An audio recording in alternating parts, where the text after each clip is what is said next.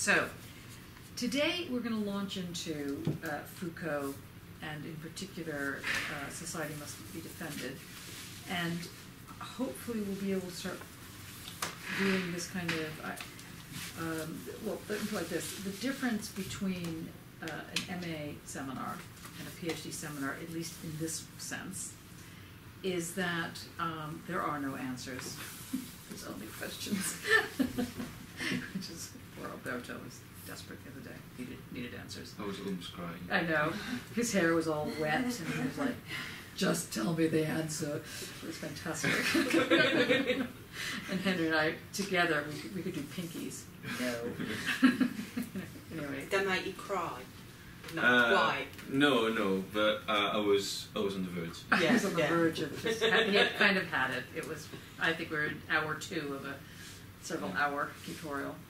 No, actually it was like, the thing is that I had the impression that the nightmare of the writing the methodology was like going no, on. but it's, yes, it is going on. It never ends. Yeah, so that was like, oh, tell me the methodology you have to do it, because apparently do it. none is working. Yeah. I know.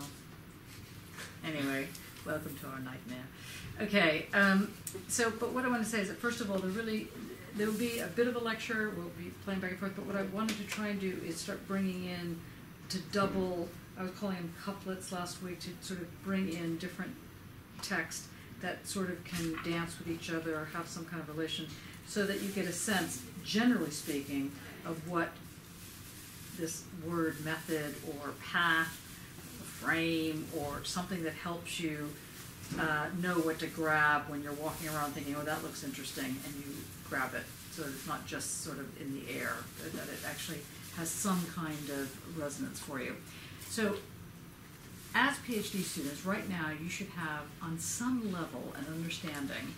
And if you don't have this understanding, then we need to correct this issue, which doesn't necessarily have to happen in the seminar. It could happen in tutorials, so that could happen to you guys. But you need to have a fairly good understanding of what it means when someone says the dialectic.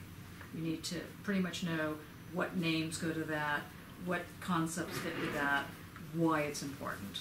In what way will that have anything to do with your work, and not just as a model that you're putting onto something.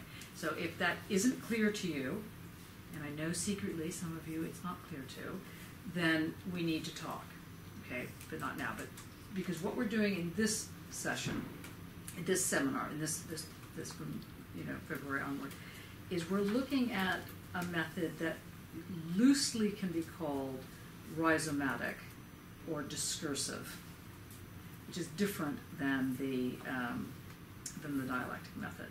And the basic difference is that in the dialectic method, one deals with a totalizing notion of reason. So your arguments fit within a sphere, within a rational sort of conceptual framework. Whereas in a discursive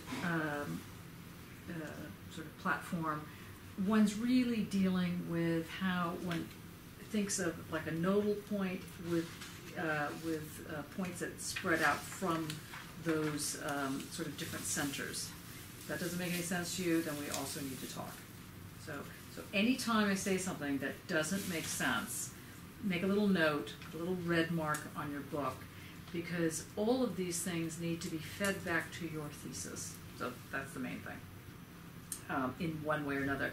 And if you're my student, and all of you are my students on one level, and we're all students, and we hold hands and die together. Anyway, sorry. Happened to me. Whatever. Went over to the dark side for a minute there. But if you are writing your thesis, if you're in the moment of beginning to write your thesis, do not have a chapter called method, or you cannot be my student. Okay? Say this with love. If your thesis supervisor is telling you you need a chapter called method, beat them around the head, or do something else, because there is no such thing as a chapter called method. Any questions about that? Good. Okay. Good. We're all agreed on this fact. We can do like some sort of Masonic nod together. Okay, so, which is to say then, you're being expected to not only learn a new method, learn it in a very complex way, but then inhabit that method in such a way that it is like wearing a comfortable shoe, that you don't even know it's on, but it's helping you on your path. That's when you know you've got the method.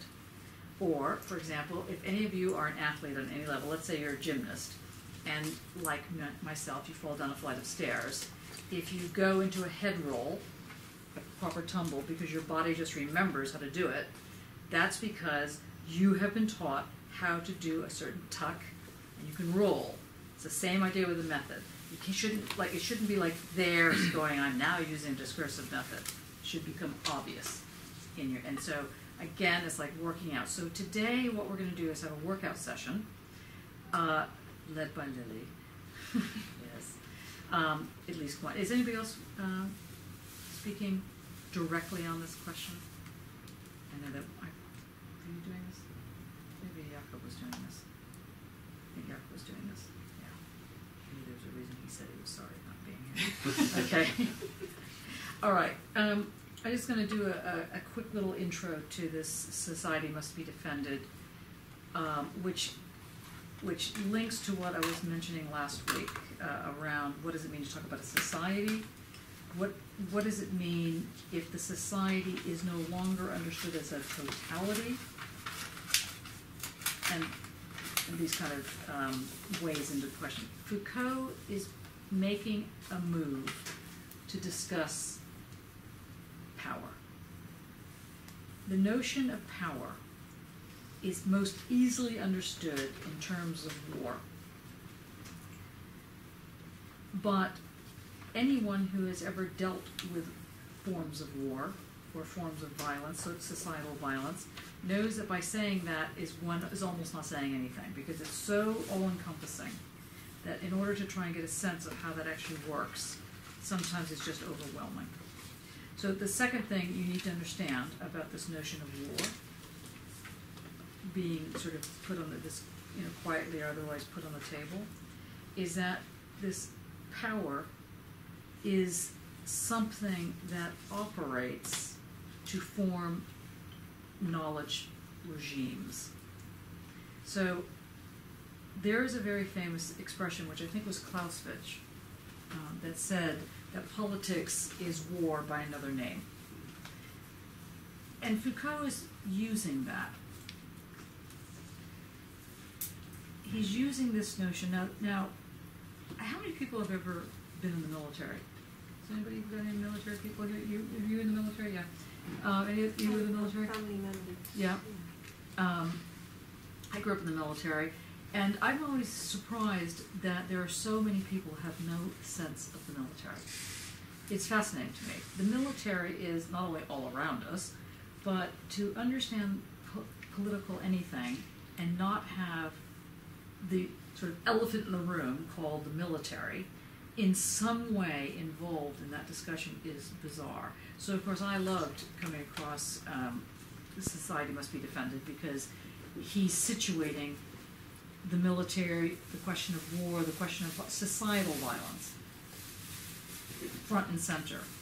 And in part he's doing this because it's going to help develop the argument. He's not only doing it for a sort of technically knowledge-based argument, but he's able to show in his lectures, I hope you can see this when we go through it, and Lily will be sort of presenting it in the first run of it, what it is that creates the energy called society. And how is it that the military, which is so quietly behind in this society,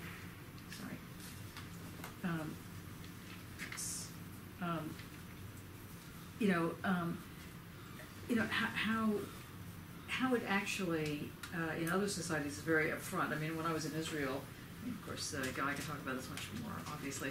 That you see machine guns everywhere. You just walk around. It's like it's like someone's pointing at how to get to the candy shop. Or there's the gun, and you go in that direction. It's like, right, okay. It's very normal. And in certain places where you walk here, it's very normal to see guns. guns both in military sense, guns on the people. Of course, in America, the gun lobby is very strong, so there's a whole nother aspect of how violence and guns and weapons and this notion of what a weapon is. Would you ever have a weapon in your house? Dane would. Smiling very quietly. Yeah, my father does. And what is it? It's for shooting animals Mm-hmm. or hunting. Mm-hmm. But what type of, what is it? It's a shotgun. It's a shotgun. Yeah. Anybody have a Glock or anything like that? Willing to admit to it? Mm-hmm. Yes. When my mother passed away, bless her, she was buried in Arlington National Cemetery, which is where they bury military. So my father was buried there, and she was buried bizarrely on top of him, which I thought was the most incredible. Anyway, not to go tangent there. And there were a number of people that came to the funeral, and they had guns in their trunks of their cars because they were all military. And they'd open the car, and you'd have these submachine guns. We're not talking about, it's like, I've seen that on TV. Anyway, so what do we do with this kind of knowledge? What do we do with guns? Now, I hand it over to you because I know that you're going to start developing the first lecture, right? Yes. Good. Okay, so hopefully, as Lily begins this discussion, you start thinking about method, discursive, violence, and in this, another word which we're going to use just to start off the game, materiality. The material substance of the real. Go for it. Right. There's a big set up there. Yeah. With a lot more flat to my face. Right. Well, I've been looking at it in terms of my own research, actually, and how it's framed in that, and I've been looking quite interesting at the subjugated knowledge section of the first lecture, which is probably the most I had to Got to talk to all think of them. about. Hello. Sorry. I know, I'm so riveting, but you can't really look at me. Yeah, go on. And I was beginning to look at the early exhibitions of Chinese art in England and how it was influenced by the Opium Wars and The Opium Wars. Yes. Yeah. And colonisation of Hong Kong and Shanghai, and kind of the military presence there, and the kind of the changing public opinion of China in that framework, sort of back in the 1800s and early 1900s. And there's a general idea of how is it trying to find a true representation of a culture that it's not only on the other side of the world, but it's completely constructed by the British imagination. It's kind of, it's not even really meant to be a representation of China. It's how we view ourselves in relation to China.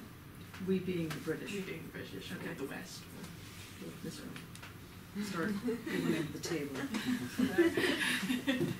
So that's good. Yes, and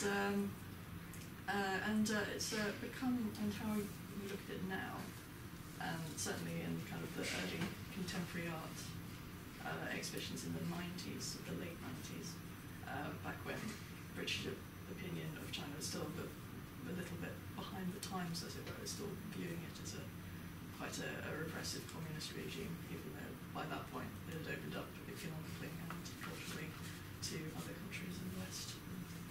Mm-hmm. With that. And some of these, and I'm looking at a specific exhibition for representing the people that he's done in response to that constructed image. What year? 1998 in Manchester, obviously. And Now, why is that obvious? this is what I'm saying. Sorry. Sorry. At the Chinese Art Centre, which was the first non-profit organisation to deal exclusively in Chinese and British Chinese art. And they purposely used a figurative style of contemporary art. It was all portraiture and all photography, and it was basically just trying to garner not an accurate representation, but a glimpse almost of contemporary China at that time, the late 90s. Late 1990s. Yes. Okay. Then when did the Opium Wars happen? In the 30s, I think. No, it's a bit later than that. Okay, it's about that though. Around that. Yeah. It's a bit And how later long than did they go on for? Quite a while. It was over 10 years. Okay, it's not that long. Not that long. Think about it. Well, compared to Vietnam, it's not long at all. But Just about everything. Yeah. You know, every skirmish. Yeah. Okay, so they went on for 10 years. Who fought in the Opium Wars? it was basically the British against the Qing dynasty, who were kind of restricted of trade, kind of refused to trade in opium from Afghanistan. Who refused to trade? Chinese. And the British wanted to trade. Yes. And so how did this get so there's several things, and then we got to get to Foucault. So how did this translate into a subjugated knowledge? What's your claim that you're building up here? Well, we're looking at something that will. When you say we, you mean the royal we. I am. Yeah, right. At a culture that was initially a trading partner. It was all very exciting, and we were all kind of fell in love with the kind of the look of the Chinese artifact and brought it back. And that's how you get chinoiserie in France and kind of export wear, as you hear a lot about that. And an antiques program is Chinese export wear, especially made entirely for the European market, for opium.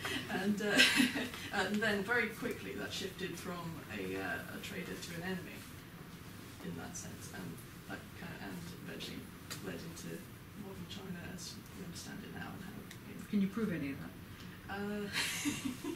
I'm serious because it's a fantastic story and probably true, but now you got to tell the story via using an ability to maintain those claims. So on the table you've got the Opium Wars, you've got Afghanistan and the British and the Chinese dynasties that may or may not be happy about the opium trade. Somehow that coalesces with 1990s, 1998 show on Xinhua and various other Chinese export scenarios. What's the link? The link is the view of China as continued to be constructed by the outside, by someone outside looking in, and it's not an accurate representation. Okay. So your thesis is arguing that there's a view of China that's basically constructed by the British in an opium den somewhere, right? Partly, yeah. Okay. And in what way, let's just park that for a second, how does that connect with the Foucault, the first lecture? Well, it's kind of an attempt to represent a society as an entirety, and that's impossible to do. So your first claim is that Foucault is arguing that it's impossible to represent society as a totality. Is that what you're getting out of the first lecture? So, yeah. Okay, show me where you get that. Okay. No, this is how we learn how it actually works. Mm-hmm. Can you turn to the thing, and don't be nervous or overly nervous. I'm working. A wreck. See if you can figure out. So you've got a claim, because this will help everybody else. You've got a claim, and the claim is opium. Seriously, I mean, it's one of the things that people leave out of the wars that are going on right now. I find that fascinating. But the big thing that's missing in the picture is all the drugs. You know, it seems to be kind of interesting that that's not really discussed in the wars. That and sound bombs, things like that. Anyway, now in these opium wars, the argument is from the point of view of one group, the protection of a territory, from the point of view of another group, the enhancement of a trade, and the point of view of a third group, some kind of ability to both dominate and mimic. But they play like musical chairs. So what's Foucault saying about this? Why go to Foucault about this, and why? What's the story with that?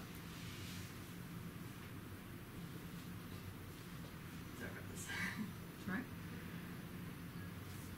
Is it page 9 by any chance? It is page Yes, 9. it is page 9. Very good. I know that's the answer. That's right. Page 9 is the answer. That's scary, Stuart. You want to explain what is on page 9? It's the sentences. 6th line down. It is a way of playing local, discontinuous, disqualified, or non-legitimised knowledges off against the unitary theoretical instance that claims to be open to Wait, filter. that's way too fast. No, Okay. I'm just getting everybody in here. Yeah, okay, because then to do it slowly. I Okay. know, yes. Okay, so go for it. Okay. Sorry, can I just check? I think that's what it starts. So, it is a way of playing local, discontinuous, disqualified, or non-legitimised knowledges off against the unitary theoretical instance that claims to be able to filter, organise them into a hierarchy, organise them in the name of a true body of knowledge, in the name of the rights of a science that is in the hands of the few. Okay, so what is the it that he's talking about here? On page 9. Yeah. On page 9. What is the it? So the it that is not an empiricism. Yes, the it is that is not an empiricism. They're pulling teeth. Yes. Yes. Sorry. Is it the society? No, I'm asking. Oh. You can't answer a question. That's a CIA trait, where you answer a question by asking a question. Well, I'm going to argue that it is society. No, not really. Not really. Okay, go to page 8.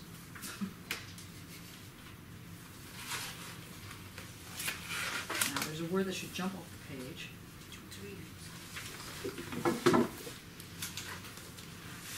Genealogy. Yes. And now, what is a genealogy? Yeah, you mentioned this last week. I mean, you normally would think of a family tree. Mm-hmm. Is it like a strata or kind of sort of layers of different connections between people? Okay. Are you putting that forward as an argument? Okay. Here's what we're also going to do as a collective group. We're going to learn not to ask questions and put them as answers. We're going to take the bait, be strong, say what you're thinking. Say it again, Joe. Rather than asking it as a question. Okay. I think it means a strata or sort of layers of human relations or groups of people. And why does it mean that? The genealogy links to family trees, like Stuart said, I think. Mm-hmm. That's the name for kind But of... what does Nietzsche mean by genealogy? And this is what he's pulling on. Yes? Nietzsche, Nietzsche. struggle, like a fight. Yes, and what made you think of that? I just had this memory from When I was read, 7 and when read it. when I read Nietzsche like 5 years ago. Okay. Better answers than this at a PhD Right, seminar, okay. okay. All right. What makes anyone understand genealogy as a power struggle? What is being said here? Dane, what were you going to say? Well, I was going to link the genealogy, Foucault links genealogy to local memories. And what is a local memory then? The idea of a locality, like say, a family doesn't have to be sort of in a same space or whatever. They can still be local, but apart. Okay, so now we're going to It's a help different Lily kind of out with the locality. first part of her chapter, right? So the first claim is, what's the first claim that Lily's making in her PhD? That representations that are created by what Foucault would call a globalised theory is inaccurate, an inaccurate portrayal of local memories or genealogies. Okay, but why go to Foucault for this? Because you really feel like saying, really? You know, it's like kind of the Victor Meldrew argument. Do you know who Victor Meldrew is? Victor Meldrew is a grumpy British man of an indeterminate age, but probably around 70 to 90, and has seen it all, has been there, has done it, exhausted. So Victor Meldrew would hear this and go, why do you go to Foucault for this? It's obvious that the wider world would not have a clue of what goes on in the School of Art. Why do you have to go to Foucault for this? What makes, why say, well, because, well, Foucault said it, so I think it's true. What gives you the leverage to use this methodology in this way, other than just pretty much saying something that's common sense? Well, I guess even though that global theory has no right or idea of how to represent local culture, it does so anyway. So it's already sort of open it's in the open. It's sort of already part of the argument. Okay, so if the global theory, this sort of generalized theory, is part of the argument, how does it impact on the way in which one can politically assess a situation? If one knows that there's a global relationship to something, how do you use that information at a local level? Because the way I'm hearing it, from up here, it sounds very binaric. It sounds global, us, or them, versus us. It sounds like a binary. You have the global view, and you have the local view. So far, we're not even remotely outside of dialectics. In fact, we're not even in dialectics, but in some sort of horrible dualism. You would be smashed in your method on this. So, what is it about the relationship between local and global, without trying to sound like an political ad here, that is the basis of this methodological move? What do you think? Take a step. Sorry. You don't know. Seriously? I mean, I don't mean seriously. Seriously? I made someone very upset today because I asked them to explain what made them become an artist. And I was asking that so that they would reach into themselves and go, because I needed to be free. But instead, the person misheard me and thought I was saying, I've caught you out, you're really not an artist. And flipped out and basically wanted to run out the room because she then announced that she was a fake. And I had to explain to her that everyone is a fake. Okay, that we have changed text totally. So don't worry that you don't understand it. It's good that you say you don't understand it, but then don't fold. Okay, so now we have to figure out how come it makes sense to use that. Barbara, you have any idea? Ed? They're reflected in each other. Okay, but if they're reflected in each they're other... not reflected, inflected. What does that mean, to inflect? They're implicated in each other. Okay, and then so far, I don't understand why we're with Foucault on this. So far, this doesn't sound any different than if I went to the corner store and picked up a magazine and said, okay, this is what's going on. Because I haven't read, so yeah. But probably by knowing... First rule of graduate student, never say that. Okay, well, okay. It's just that... Just saying. Okay, go on. It's just that I don't want... Just to let you know, I don't... That doesn't make me feel better. Okay, but maybe it's rhizomatic, like in the sense that it's growing from the local to the big, and the struggle is the kind of matter of the thing. What does it mean to be rhizomatic then? It's like a fractal. It's like a structure that grows by retaining some features, some. That's close. But I haven't not bad read considering you haven't read it. So I don't know. Okay. Mark? I'd like to go. Yeah. Can I start with John Stuart Mill? I don't know. How far back are you going to go? Well, with him. Start with him. Because you talked about Bentham, and he was a utilitarian hothouse by Bentham and stuff. But he's really the start of through his logic of the human sciences, as it were.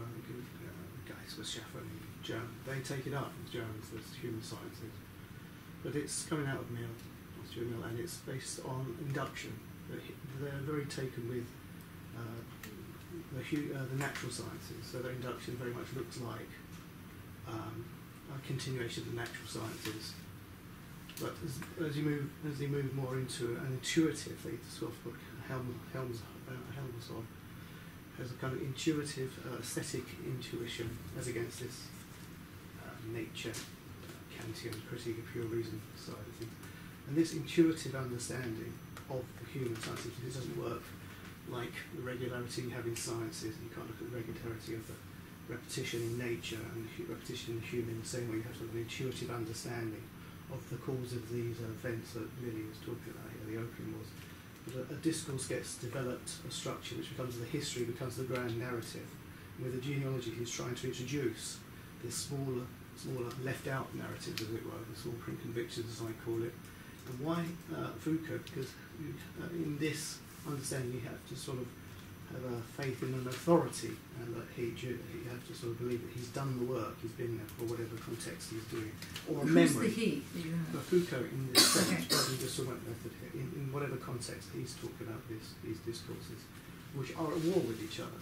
So instead of trying to go with the grand narrative of history, which is just the picture you're trying to paint of this strange picture of history of the Chinese, the grand narrative, by going to these other lesser narratives, the local narratives, the discourses that get left out to make the grand narrative, try to introduce them back into the narrative or into the discourses that are at war with the grand narrative, therefore changing the story as it is told in history and time in cultures. So I think this is what he means by the war. It's discourses at war with each other. So to bring it into the present, you find people talking about the weaponizing of the speculative, because the speculative is Taylor's law, and they are talking about weaponizing their own discourses against counter discourses. So I think this is where my understanding of this is. Okay, so it's very close. Okay, but why go to Mill? Did you say Mill? Because yeah. That's where they come out John of Stuart logic. Mill, John right. Stuart Mill, Not James. coming out of his logic, which is very much to do with induction, but very much to do with very taken by nature, looking at repetition in nature, looking at the particular to the universal in nature, taking particular to the universal. So maybe in history they're looking at certain kinds of particular stories and then drawing a general kind of narrative out of those stories. But with the genealogies here, so he's looking at those stories that they kind of left out, that didn't fit the grand narrative somehow in these events, in these stories, in the story of. I think that's a good way to at least begin it. Is this speaking to you at all? Yeah. What are you hearing? I'm hearing that you're bringing the smaller narratives of the subjugated knowledges within The subjugated knowledges, within the larger. Okay, that's true, but at the moment we don't have a tautology of the argument. So I'm going to try it again. So one thing you need to get a sense of is what is a grand narrative? What is a minor narrative? What is minor literature? This kind of thing. These are kind of crucial notions. And by minor literature doesn't mean like not classical literature. It means that it doesn't have the same gravitas. It's not using the same gravitas, and therefore it's very flighty and it's hard to grasp them. So how do you find them? How do you build them? That's why it's very important to understand where do you put your marker in your analysis. Do you put it in 1998, in 1974, in 1933? Where does that marker go? Is it really at the start of the Opium Wars, or is it like slightly before that, or slightly after that? Where does it go? Now, a typical grand narrative would be something like what is developed in a Marxist argument around the proletariat and the bourgeoisie. So you have this group called the proletariat, which is a point-for-point relationship to the bourgeoisie, and in one sense it is taking into consideration the totality of the problem. But Foucault is saying that something escapes from that, and he's focusing that notion of escape in terms of a power relationship. Now, the power relationship is not the power relationship of a contradiction. So what is it? What is the power relationship that he's talking about here? What is this genealogy that he's getting at here? Let's just look at Foucault. Let's try it this way. Let's just absolutely start at the very beginning.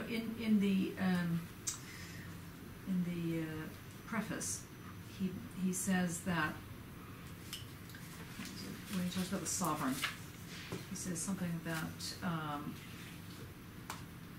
where is it? Yeah, on page 19, X1X, the Roman 19. He said, Foucault's strategic model takes as its most central field. Do you see it? Foucault's strategic model takes as its most central field of application power relations and resistances. That is to say, non-discursive practices or the social field generally. It produces a model of strategic coherence, intelligibility, rationality that answers to what Foucault sometimes calls the logic of strategies. Now, in this thing called the logic of strategies,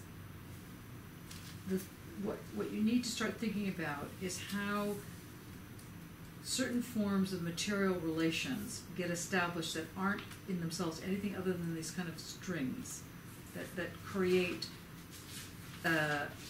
when taken together, a center point of power. Let me see. There's actually not the quote I really wanted to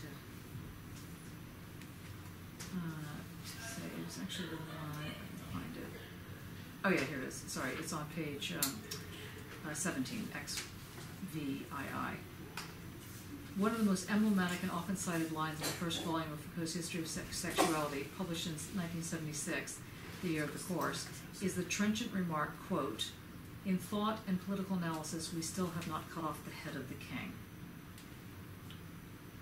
Now, what do you think is being said there? In thought, aesthetics, political analysis, contemplation, metaphysics, we still have not cut off the head of the king. And what does that mean to say there's still subjects? Both in terms of subjectivity. Yes, it's sort of like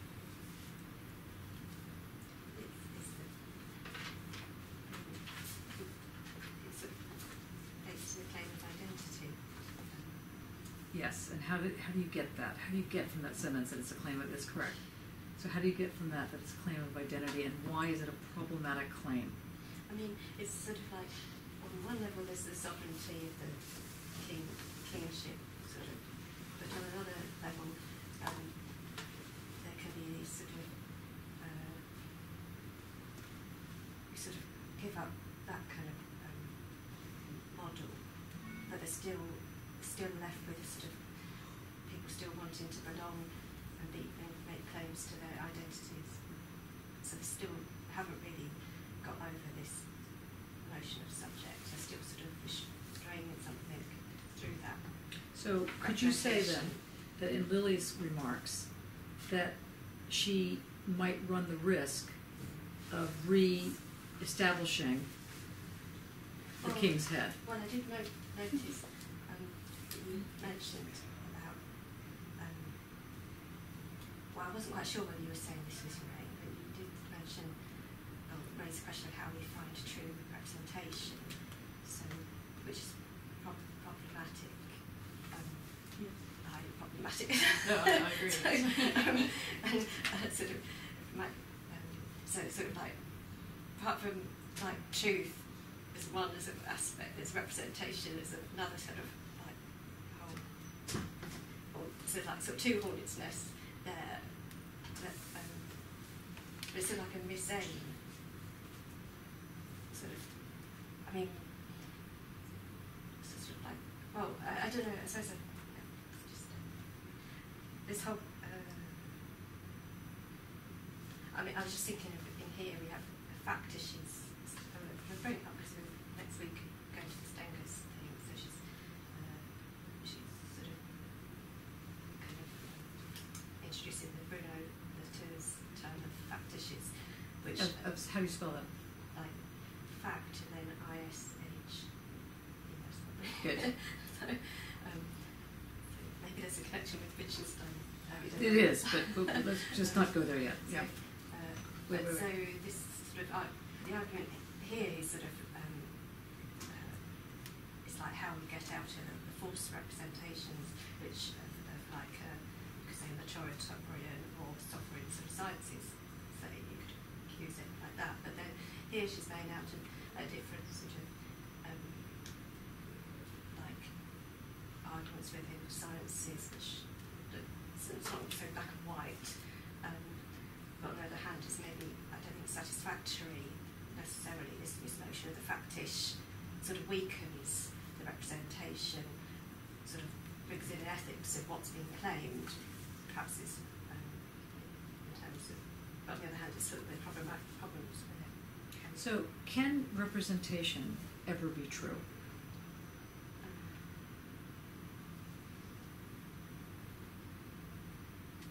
Well, I don't think so. No. I'd like you know. What's that? I'd say no as well. Yeah, absolutely. And so, and why is that the case? What's the problem with representation? What's the problem with the arguments that argue that representation is true? Let's start with that first, then, maybe. Does it rely on the unity? Yes, and why is that a problem? But okay, one can argue that it doesn't exist, but you can also say, well, it does Does exist. it brush over its inherent contradiction? What's that? Does it brush over its inherent contradiction? From the It unity in the sense that has it's- something about the contradiction. What is the It matter? draws a closure, so in the sense it closes itself off. And why does that pose a problem for the question of truth, so that even representation doesn't exist as a fact, doesn't exist as true in that sense? What is it about the requirement of cutting off the head of the sovereign? What does it mean to cut off the head of the sovereign? What is a sovereign? It's a structure. What is a head? That's going to say, Yes. we did had the Civil War. We cut off the head of the king, as it were. And literally, But the king, it's like- that I think we agree that the sovereign power then just passes into government. It's still there. If they say mobilise, me and Stuart and Dane, we have to jump. Part of this country. If they say jump, we jump still. So the and not just the boys. Yeah, well, exactly. Well, hopefully. No, not hopefully. Yeah, come on, girls. Come on, girls. So that sovereign power, that kind of sovereign So power. we're getting there. which is So, the so law. that sovereign power Yeah. has another word, and that word starts with an L, not law, that Habermas speaks about, Legitimation. legitimation. So the first thing, let's think about the equivalences of words here. Truth, legitimate, or legitimation, law, fact, these are all equivalent on some level. If you get rid of the head of the sovereign, and you're right, the power doesn't just sort of evaporate, it goes somewhere, but it's not like it's like this worm, or maybe it is a worm, but it's somehow the power, what happens to this power? Think about Well, it's where, like when the moment where you have law of this rule for a day, in a sense you suspend the law. For the most the law no longer holds. It's not simply that there is no law, it's actually that the law itself, and that the Lord is the placekeeper for, the guarantor of, no longer operates. and what happens when that happens? Depending on your position, either anarchy or freedom, or whatever you want to define, how do you want to define those terms? But it's more than that, because it's not just the two that can emerge, right? It can be, okay, so let's try it again. So we cut off the head of the law. What is the society, let's say we're following what Marx says, and that the power moves into the social, moves into the state structure. So it moves from being, let's say, in the form of the queen in this case, and it moves out of that into parliament. It moves into some legislative Democracy. or democracy, or it moves into some sort of the little nooks and crannies of civil society. It moves into this arena. What is your image of the society so that you can deal with this move? What do you have to? How do you have to envision society? I would go from a pyramid Okay, to a cigarette. to a cigarette. Yeah. A cigarette like this. No, it's a cigarette like Oh, I say the right. Babylonian kind of Oh, okay. thing. Okay, and why?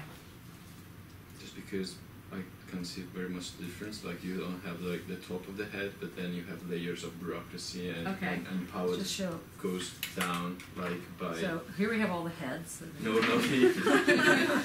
No. Okay, and so there we don't have the head. We just have this thing. But would you say that it's closed off like that? Would you say that the field is? Would you say that like I'm visual? You're all. Most of you are all visual artists, except for the musician or the not musician. You know, you're visual artists here. So, how do you visualize this thing called the social? I would say a different sort of field. I'd say magnetic field. You've got a pole that maybe is the king, the sovereign, Okay. parliament, that things orientate around, line up, Okay. form a pattern. So It's in can the you show with genealogy, this? it's the male line. Can you sort of? How would that work? Well, maybe the sovereign is a core, is a thread. Okay. That That holds everything together. yeah, well, that things are working around or aligning to. Okay. So it's a sort of a Like core. the solar system. I mean, to go to Toulouse a bit, we're kind of in the middle of it. It's a core that. No, but in terms of this comment, in terms of the sovereign head getting cut off, what do you have to? Oh, I see. Sorry. Yeah, we're back in the traditional. I mean, Mark put on the table the John Stuart Mill notion of the state, which is the liberal notion of the state. To have this moment of the state, what does it look like in your mind? And he's right. If the government called up and rounded everybody up and said, "You must fight, you must do something yourselves," you'd have to do it. What does it look like? I mean, in this sort of idea, it's a cutting of it. Don't and do then, that. No. And then there's a jump to another to find an equivalent. So if you cut off the head of the sovereign, let's say, would blood come out? Would the power like be spurting out like a volcano? Would it just be molten lava? Would it fall down? What happens to this power thing? It gets cut up again. Power doesn't sort of exist in a vacuum. Okay. There's no power vacuum at all. Right. Where does it go? Where does the power go? It just gets. It grows back. It's like a wart. It grows back. So your notion of power is that it's a wart, like a verruca. You see power as a verruca? Seriously? It's like. Doesn't become multi-headed in that case. And the thing is, there's not necessarily that there is just one guarantor. Okay, It let's becomes pretend that several. you're A bit all- like the Hydra, so when you cut off one head, two come back, sort of thing. So you're all like ninjas here, and you're going to be out trying to figure out how to deal with the power of the state. What are you going to attack here? If you wanted to militarily attack this country, what would you attack? What would be the first thing that you would think would actually work? The Take internet. power out. The internet. Take Why? power out. Because that's the only way to get rid of this hierarchy. You can get. I mean, if you're able to get into the data, like Good. everybody's naked. Okay. What type of data do you have? I mean, if you get into break into everybody's Oh, I see. You private can see emails, everything. like, Right. everybody becomes revealed. naked because Okay. you don't have all that Okay, structural so information. let's follow what Alberto's saying. If we were all going to now attack the most powerful moment in this society, you're arguing we'd attack the internet, let's say. Is that correct? Yeah. Okay. And that is the head of the sovereign. So it doesn't literally have to be the queen that you chop her head off or something like that. The sovereign in this society is going to be the internet. Now, how'd you come up with that as an argument? Well, it's the connective. So when you think fabric. about so when you think about how everything is connected in this world, in the contemporary world, the most logical place to strike first is the internet, which is correct. And then it will be. And then after that, would be the credit system, like the credit system, credit which is card. pretty much similar to the internet.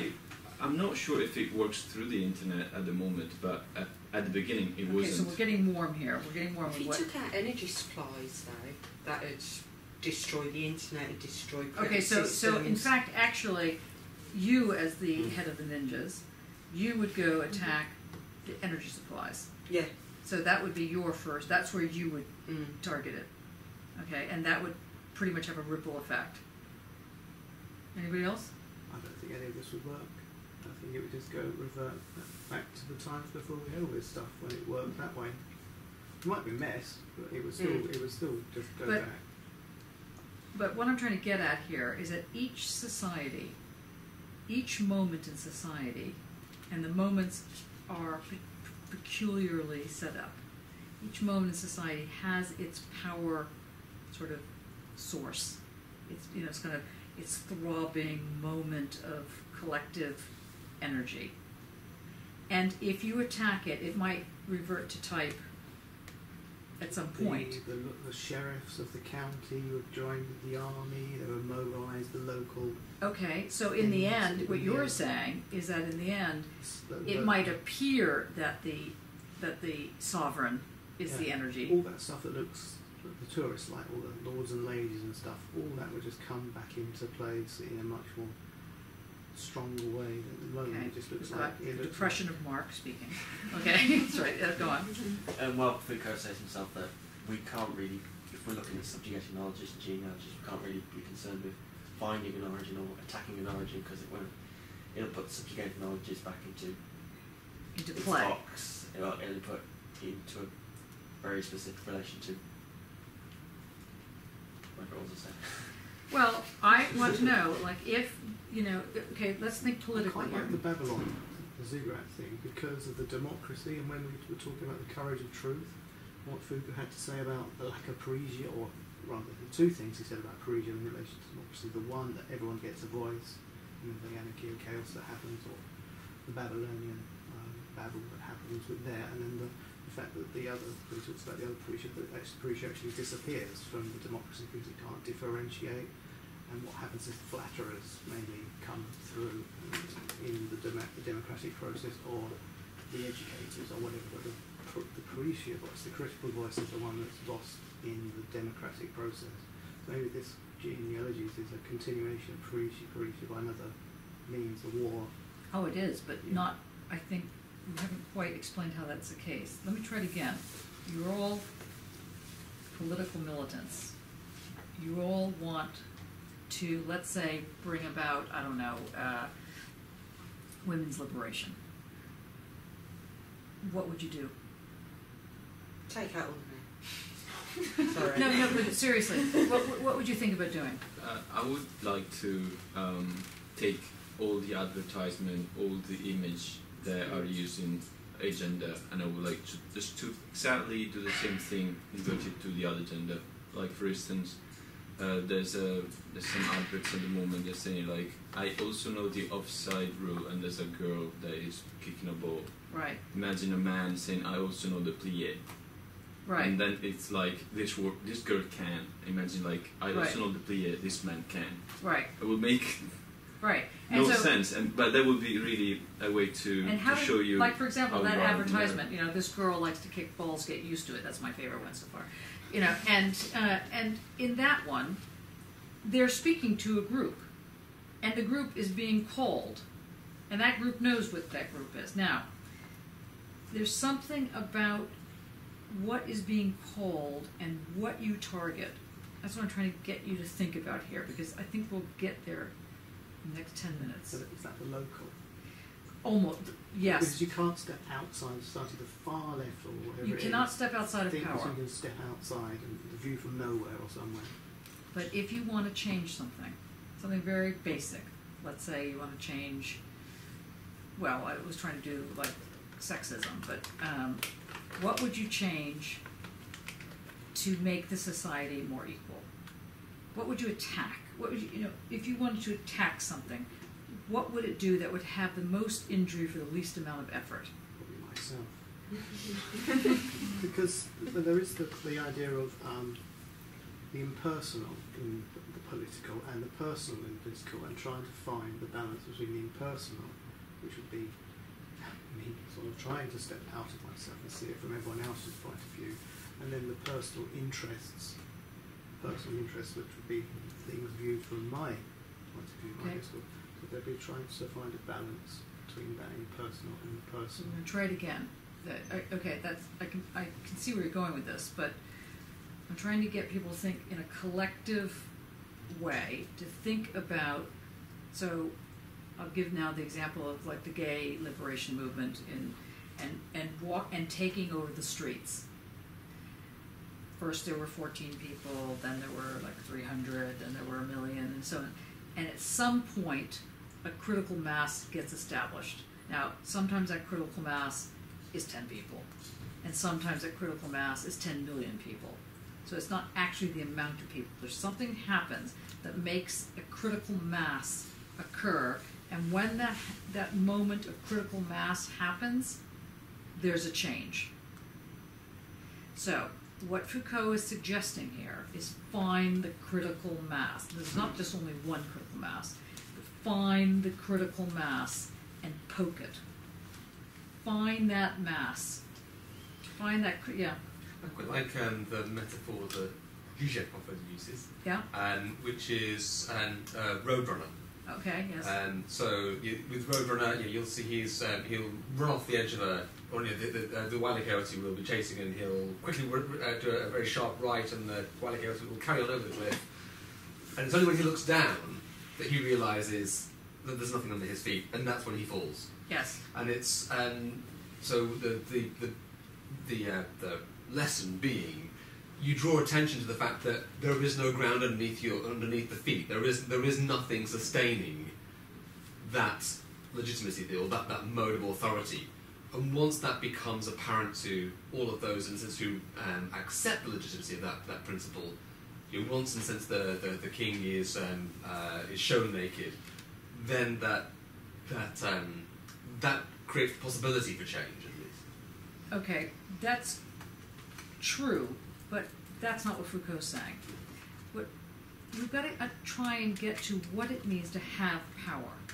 And what it means to have power is not about being exposed as a fake. That is not what it's about. That's not what he's talking, I mean, maybe about on some level, but that's not what's happening here. What I'm trying to get you to think about is, how do you understand how something becomes real? And by real, he's talking about these different intersections of moments that come together and congeal somehow. And you need to figure out where are those congealed moments, and the most effective versions of that, if you poke them, they pop. You can go around poking a lot before they actually pop. So in various political movements, for example, there were people that did sit-ins. There were all different things that happened in all different ways. At some point, sometimes the change crept in, sometimes it whooshed in, it flew in. We talk about the Arab Spring, we were talking about that the other day. The argument, whether or not it's true is another thing, is that the argument is that the Arab Spring in part happened because of Twitter, which is, if that were really true, then there would be a lot of revolutions happening because everybody's using Twitter. But it is interesting that in the society, and this is where Alberto's comment is correct, the internet is a place of legitimation. And I don't mean that's where you find yourself and get legitimized. It's that you need to understand how this thing called legitimation operates as a ground. And therefore, when you realize how it's coming together, you need to understand what it is to weaponize something. I mean, the big talk these days in labor circle is, of course, the NHS being weaponized, and of course, Miliband was using a Foucauldian analysis. He was literally using it. He was literally saying, I see where this is. Now, I'm not saying he's going to win on this thing, but he was saying that this moment, if we find the one or two soft spots that'll work, we can poke it, and that poke will create a different move. So the strategy that the conservatives are using, for example, is to use a very different kind of sense of what it is to have a society, who has the right to be in the society, and so on and so forth. Their analysis is based on a very different notion of actually how power operates. Now, that doesn't mean that their view of power is correct versus Labor's view of power. The question is, how does power actually work? Can I try this? In the representation of power, the representation of thinking and the realism of the power, something can be true without the statements to back it up. Yes. So when the statements that usually find a proof not there, then you have a realist representational position, Okay. which you find in the politics. Mhm. Against that, then are the people who then say, no, we need the proofs for the truths that you are professing. I mean, But this is an argument within representational thinking. which is because what I there's was worried about. different- What I was hearing with there's a Lily. different kind of philosophy, anti-representational, which thinks that this whole game of realism, anti-realism, anti-representationalism is something within the structure of a certain kind of discourse.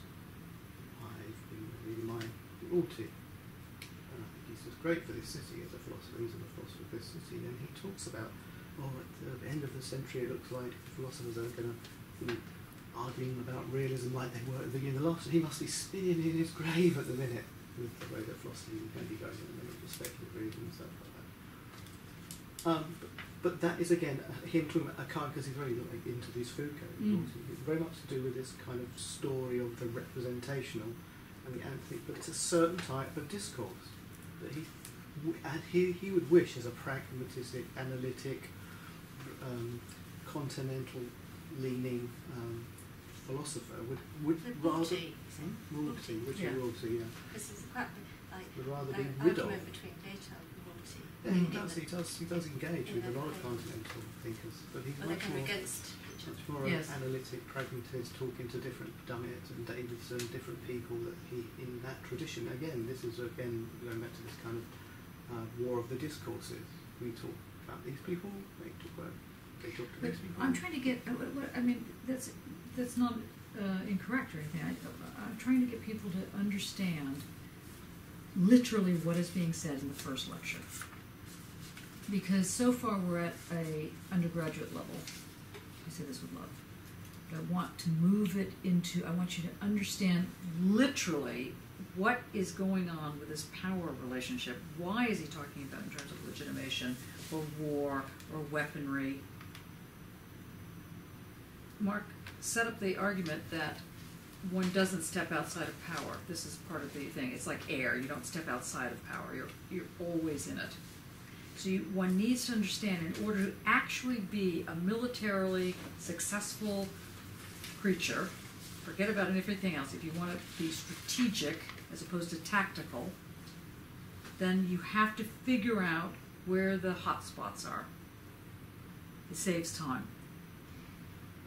You need to, now, in order to understand where the hot spots are, that means that those spots that are hot have somehow come together to create, let's call them for the time being, nodal points, N-O-D-A-L, these points, so that strategically, if you attack one, it'll have a bigger ramification than if you attack something else. So the going up the pilots into the towers, that was strategically much more significant than blowing up a few nightclubs.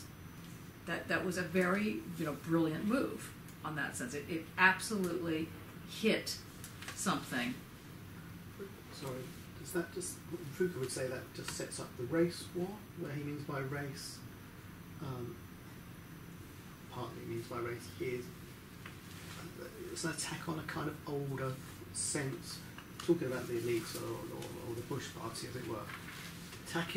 The attack is by a kind of older version of themselves, savage, barbaric, whatever the words would be.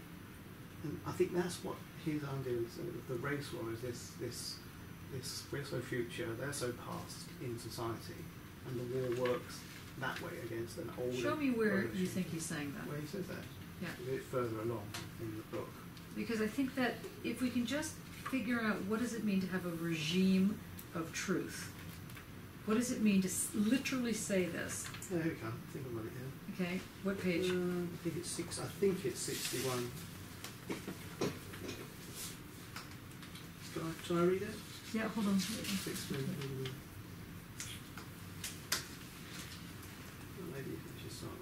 I'll start at the 61. Wait, see how we hold get on, on. hold on.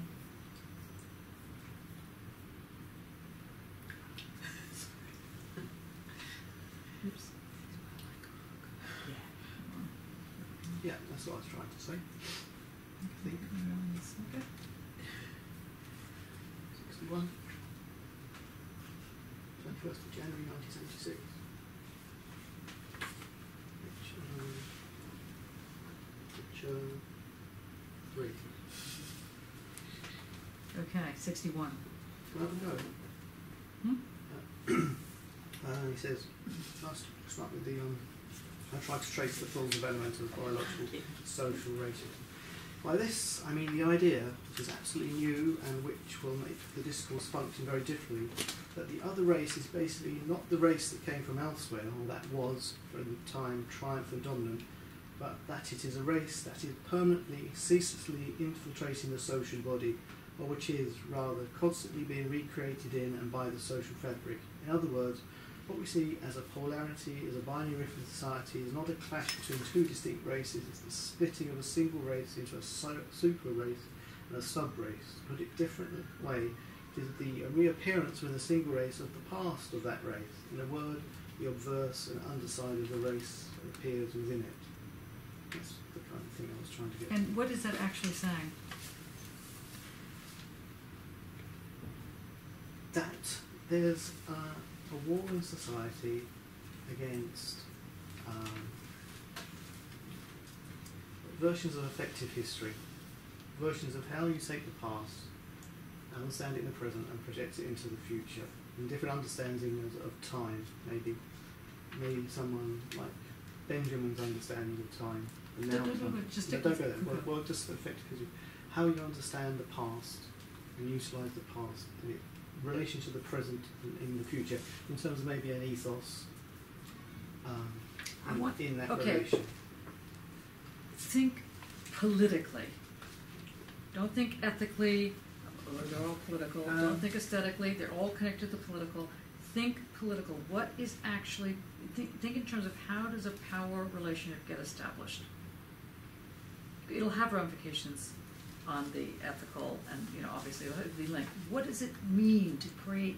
Your work is dealing with this, the very same question. So how does a regime of truth get established? What I'm worried about with the example that you're showing is that, explaining, is not that that's incorrect in the way you're interpreting it, is that I think at the moment people are too early days for understanding how this discourse is being put forward, so that when you're saying this, it sounds like a linear movement. It sounds like past, present, future. He's not saying that, so I don't want people to hear that part of it before we get the regimes. Atmosphere. It goes forward. So how does one know what to grab in the power related? I keep going back to this. Like, how do you know in any of your works, including the ones where you're putting colors together, how does one know that it's creating a certain energy field? They were talking about the magnetic scenario. How does that truth and power get established? I mean, Lily started off by talking about the Opium Wars. So something happens that creates an event. An event is something that time is going in one direction and then it starts going in another direction. It's a radical change of direction, let's say. What causes that? How does one know how to analyze that move? Foucault says, to start off with, if you understand legitimation as that which is a sort of static sense of power, you're never going to get to the actual relationships of how truth gets formed. What were you going to say? I was just thinking that, coming back to what happens when you cut the head of the king, then if it puts on the other level, then you try to reorganize power structure. Okay, how are you analyzing your relationship? Because you're doing this whole question of Eastern Europe, and how does Foucault play into this? Right, okay. Now I have a feeling that everyone's not sure yet. We're still at such a vague understanding, so we need to do a little bit more work here. So far in the seminar, we have on the table parousia and this notion of truth. And we know that that requires a certain relationship. So people are not set forward with it, but they have a certain idea.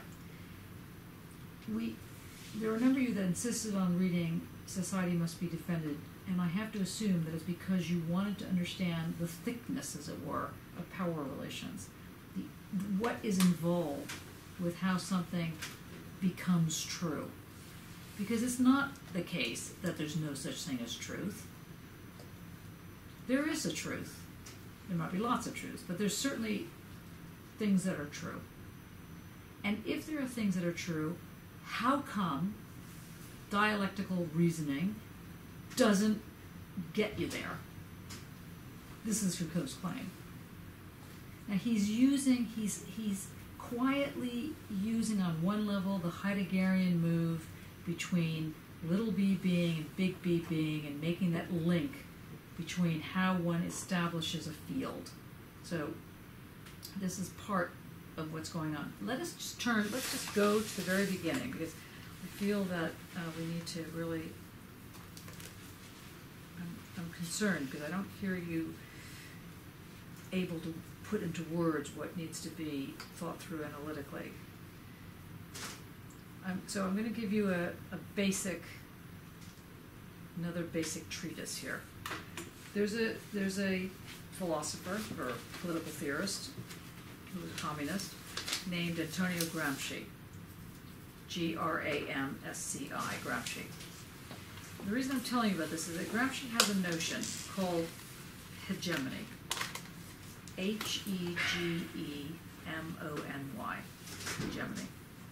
You need to know this because it will filter into this part. The word hegemony means that a power, a group is leading, is forming opinions, is moving in society, but it wasn't necessarily voted in. It may not really have power, but for some reason it is able to get other sets of the society to follow. And Gramsci makes the argument that that only happens in one of two ways. Either people consent to following, and the consent has an underbelly of force. So if you don't consent, you'll get fired. That there's this quiet, nobody's sitting there with a gun to your head, but some of the consent is around. Maybe you don't like the situation, maybe you do, but you have to consent. The other way of having this hegemony is through force, just bare bone force. And even with bare bone force, you still have to have a little bit of consent, because if the society is 100% force, somebody somewhere is going to crack. And this is what Gramsci argues in the so-called modern prince. In Machiavellian prince, the old prince, he says there's two ways of fighting. One is by man and the other by beast. And Gramsci takes that notion and he develops this thing called hegemony. So just put that down for a second, because Foucault is going to make a parallel move here, and you need to hear what's happening because you're lost at sea. So Gramsci then explains, which I was mentioning last week, but Gramsci explains in his Civil Society and the State, he explains that there is a thing called the state, and the state can equal civil society, it can be the same thing as civil society when it's basically a dictatorship. And so it's kind of what Mark was saying, if not that it's a dictatorship if you're, with gun to the head, you have to go sign up and be conscripted. But at some point, when the civil society isn't distinct enough from the state, when it's laying on top of itself, the civil society and the state are the same, then it's as though it's mainly ruling by force. And the political moves that happen within elected or not elected governments create a force, and that is another form of hegemony. Gramsci then shows, in this long argument, that between the state and civil society, there sometimes is a distance. Now, how that distance gets established is kind of interesting. And he looks at the U.S. and how the U.S. seems to, I don't know, survive this kind of thing, although recently I would say it's getting more and more problematic, where the state and the civil society remain with a distance. And so the hegemony has to operate with people agreeing on some level that they are willing to be a part of this thing. The ultimate utopia is the communist view that he basically puts forward, which is that civil society is what exists and the state falls away. There is nothing other than civil society.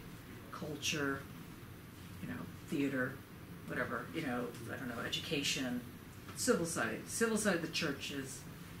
And Gramsci makes another argument. He says, you want to really see where the power is? Read the Financial Times. Not read the Financial Times because that's where all the money is, but you'll see that that's where the next moment of politics is happening. You want to understand what politics is? Read Financial Times. You want to understand who moves what? Understand what an organic intellectual is. An organic intellectual is somebody that is able to shape opinion. David Beckham, sadly, is an organic intellectual. A football club can be an organic intellectual. Boko Haram, organic intellectual. They shape opinion somehow. Now, you shape opinion by force or by consent.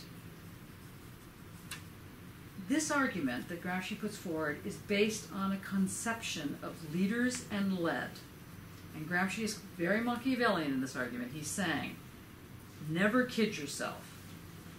There is only leaders and led, and people stupid enough to think that's not true. That's Gramsci's position. And if you don't get that, stay out of politics. Now, Foucault is coming in and he's saying something slightly different. I'm just going to push the Gramsci thing so you can really hear it. Gramsci is taking Marx's notion of the 18th Brumaire. The 18th Brumaire is a very important text that everyone should read at some point in their life. The 18th Brumaire argues, do you know what a Brumaire is? Think about the month Yes. of the revolution. Yes, it's the month of the revolution. So the 18th Brumaire was when, in France, was when the right wing, the Conservative Party, was not able to manage to win the revolution, the elections, the kind of political thing. And what happened was there was a political vacuum.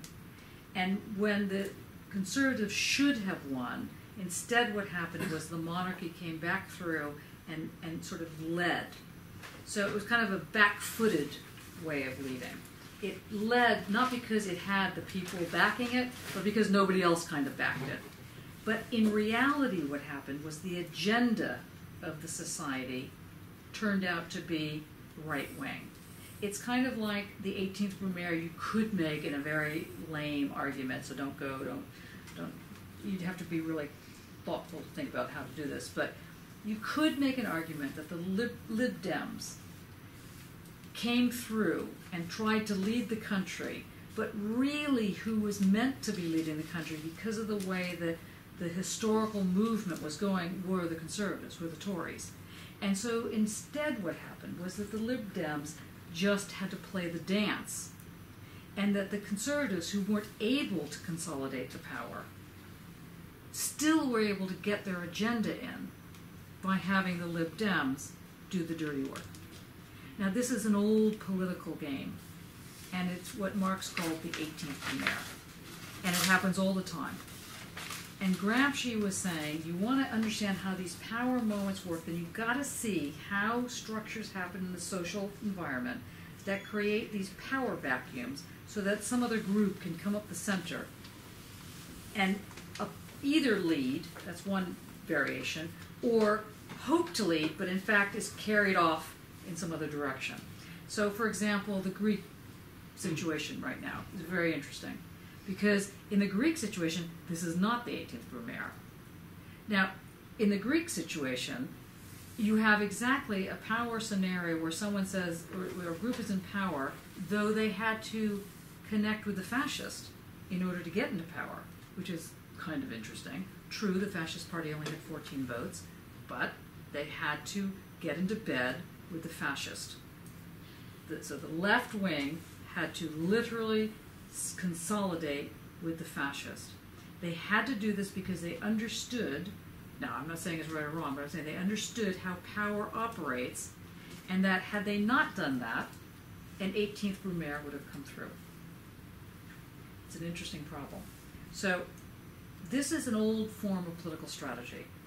This is an old, we can talk, it's very interesting, and it's phenomenally important.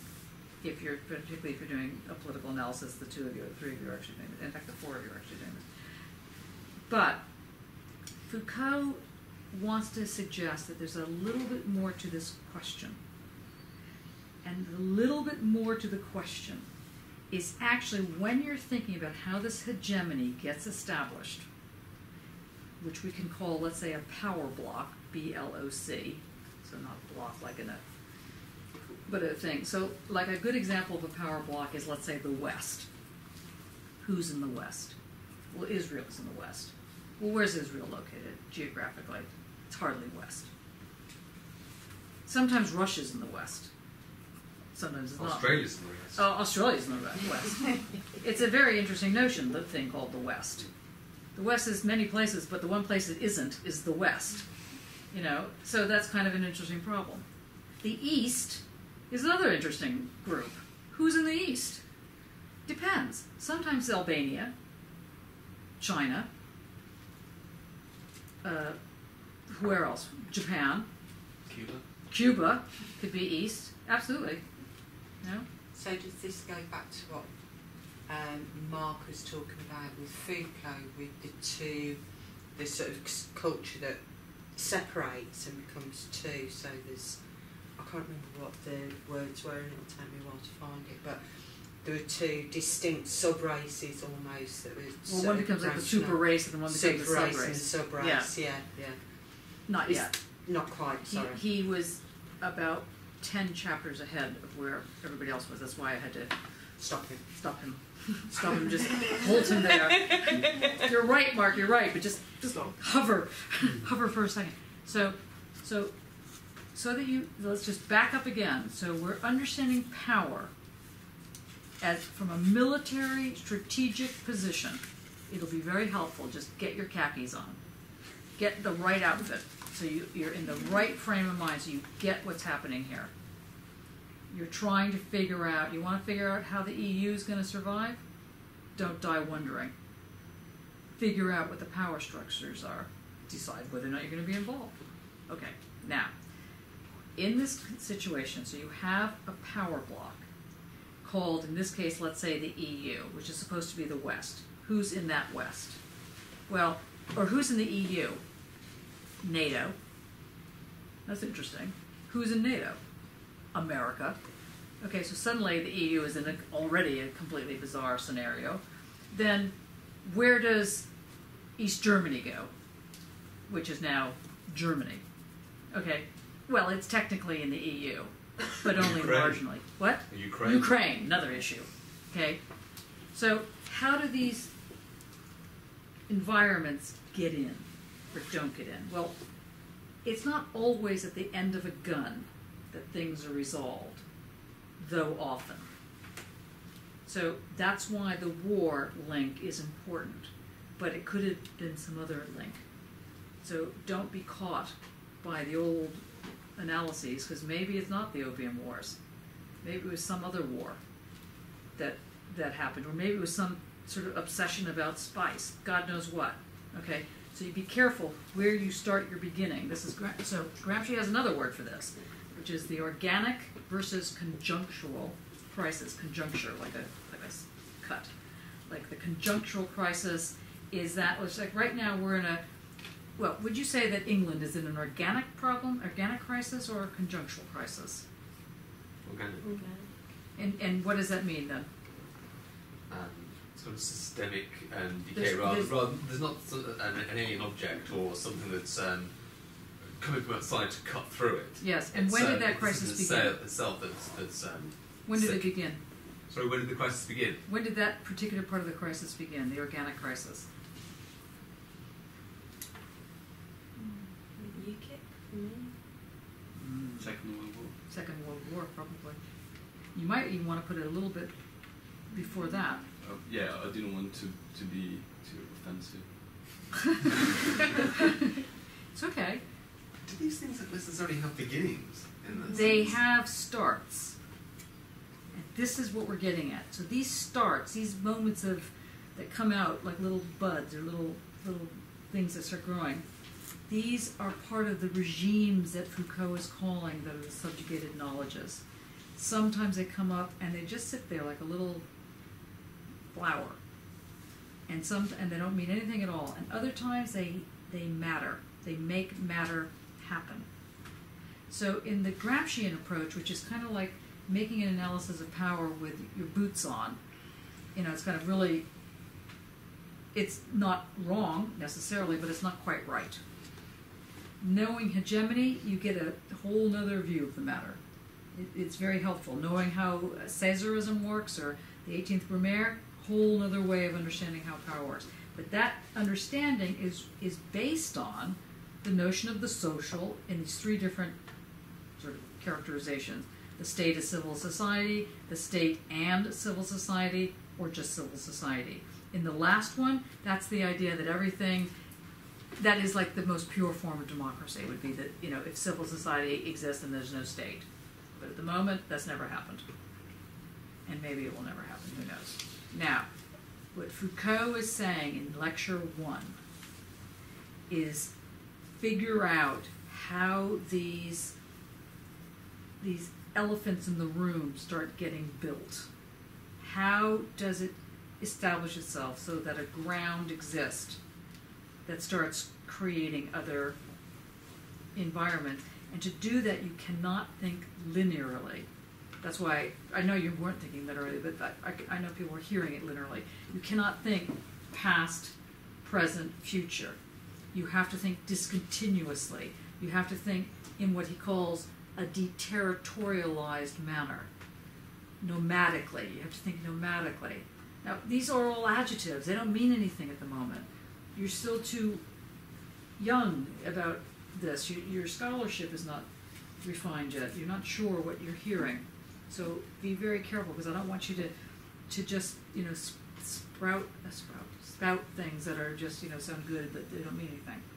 So you need to understand, once we have a sense of this thing called power in terms of this hegemony. So a lot of political groups, particularly in the 80s and 90s, the 1980s and 90s, were following Gramsci, Eurocommunism. A lot of the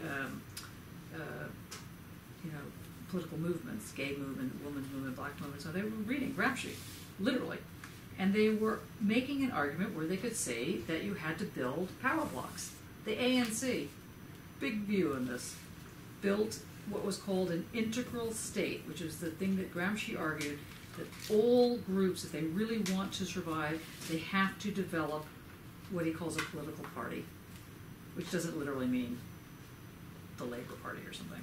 It means we have to have a group that functions as an organic intellectual, and that can therefore manage to move on the chessboard.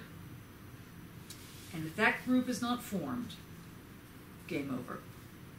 So what happened in the ANC is it forms a political, in this case it forms literally a political party, but when it started it was a movement. It was a movement of artists and journalists and some radical lawyers. They came together, then it became a political party, and then at one point it started to become the state. It became a nascent state. And this is the point when, of course, Winnie Mandela goes mad. And you can kind of see it, apart from everything else. Can you imagine being in a situation where suddenly you go from total oppression and apartheid to running a country? In fact, running the same country that you were now just years earlier being oppressed by. It's not surprising that anyone would go mad when you are always in this constant war of maneuvers, when you're maneuvering, and literally it's called a war of maneuver. Learn your military terms. When you're in this war of maneuver, when you're figuring out how to go from point A to B, ducking and diving, to suddenly inhabiting the state. Then you're not in a war of maneuver. Then you're in some other war. You're in a war of position, they call it. You're in the position. Right? So now you're moving. Now, these are very big, like, taking cue balls and like having a big map and like figuring out how to run it this way. So Foucault is trying to make it more delicate, make it more nuanced. But never is there something that's away from how one understands power. And this infiltrates everything: knowledge, art, thinking, anything. But it doesn't do it from the sort of air moment. It does it very particularly, and that's why he calls it a genealogy, because there's different ways in which it wraps itself together. So let us now turn. Any questions on this so far? Because this is like, Chris, how are you hearing this? Yeah. No, but what are you hearing is what I mean. I'm just really trying to follow sort of the arguments through so I don't miss anything and make future mistakes, really. No, the reason I'm asking you is because you've done your PhD. You did a lot of this with the object-subject, but of course it was obviously related with aesthetics. How are you hearing this in relation to what you were? I think a lot of it, I feel as though it is about relationships and balance in some ways. Okay, and what is being related to what then? Let's say that's true. Well, looking at like subjugated knowledge and the sort of the great history and the history of the, which I always call history of the everyday, the sort of common culture, really. Yeah, history of the everyday. And I sort of feel as though a lot of it is about some sort of relationship between these two knowledges and the balance of these two knowledges. Maybe there's more than two. Here, can you show me how the balance works with this? Oh, it was just endless, really. Do something with it. I think I'd have to undo it. Okay. I mean, something like talking about the, chopping off the head of the king.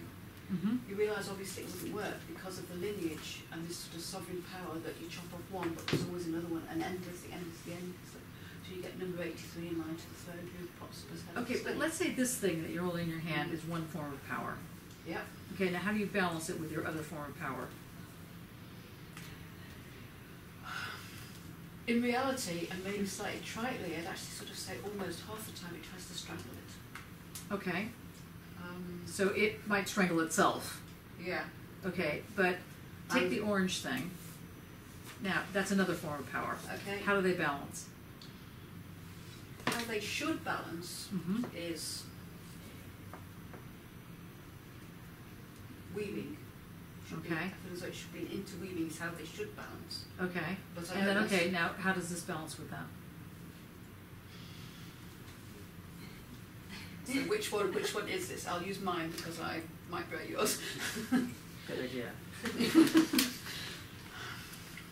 How does that now balance?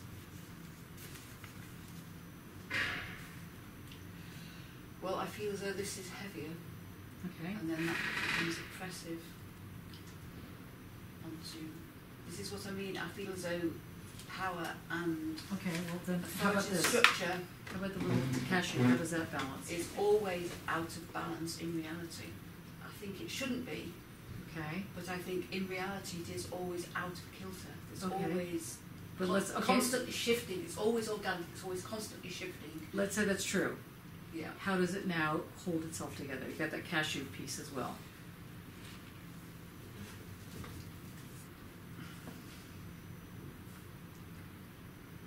I still think of it as an interweaving, but not necessarily so totally as this. Okay. This isn't about the thing to us, it's about Chris. It's about what she's bringing to it, to the organisation of the... Yeah, very good. You can slap him later. So I just... Can you explain that? Well, only in the sort of standing... Do you want this then? I don't know. It was good. I mean, see on the... It's about how Chris is interpreting it, and she's trying to balance it, but I don't quite know what Chris is coming up in, I mean that Easy, Chris, don't worry. but mass media surely is in here somewhere, and there's an interpretation through mass media that brings a conformity. But you see, but Chris is not outside of the power structure. No, we're all And she's- involved. We she's want to- all involved. So we all so- should be holding this piece of Okay, we can string. try that. It's long enough. It's 10 meters. Okay. I think where a lot of my work has come from is the idea. Right, we've got a knot in it. That's perfect. That's right. Is the idea of the everyday and the common and social structures of the lives that we all lead. Are we together on this? We can't not be. No, because we can't do the knot, so we never are going to be. Chris, you can pull that knot. I think it's important maybe that you can't, that it is able to, but it doesn't actually get pulled. Not that it doesn't get pulled. But that it doesn't come off. Yeah. Yeah, don't pull the No, knot. no. Just a But- moment. This is not the only, let's say, form of power, this thing here. We've also got the orange band. We've also got the cashew nut. Which is probably the most important piece. This is probably the most important of all these things. Why? Because you can. Because each individual has the power to change everything. This is why democracy is so important, that each individual has the power to have a say in the end result. And this is why And the individual is the cashew. the individual is the cashew, which of course splits into two. Or more. Chop Yeah. it up. Yeah. It actually doesn't. What you've done to this one. I was just leaving out of it. No. If I try to Yeah, try it again. It's common knowledge. If I was to tell a story, I'd like to know what you think of the story. So, starting, jump forward and backward. Starting with Hegel's a big theorist of civil society and the state. Mm-hmm. There's different civil society. He was a big theorist. And so he sort of noticed in civil society, for instance, the state had to intervene in his time because within the marketplace, which was the civil society at his time, the workers or the people at the bottom were not having a good deal. So the state has to intervene to save the workers that are right at the bottom within the marketplace. Right, so jumping forward from there, after the war, or in the 60s, as I understand it, this is the stories that we tell, and after the 60s, as I understand it, political parties gave up on the idea of full employment. The 50s and 60s, as I understand it, full employment was on the table. But then probably, I'm thinking, because of these other elements you put in, like globalisation, things like globalisation, which is outside the democratic process in many ways, they no longer could put that on the table. In the 60s and stuff, you didn't like your job, you just went out and got another one. So once that all breaks down, what you have then is a largely sort of a large amount of people are always going to be permanently unemployed in this country. There's a huge population, so there's no work. There hasn't been for years, generations, in mining towns or whatever. So you're going to have a lot of people with a bit of a grudge going on, which then could be an energy, a force, a power, but it's this assemblage.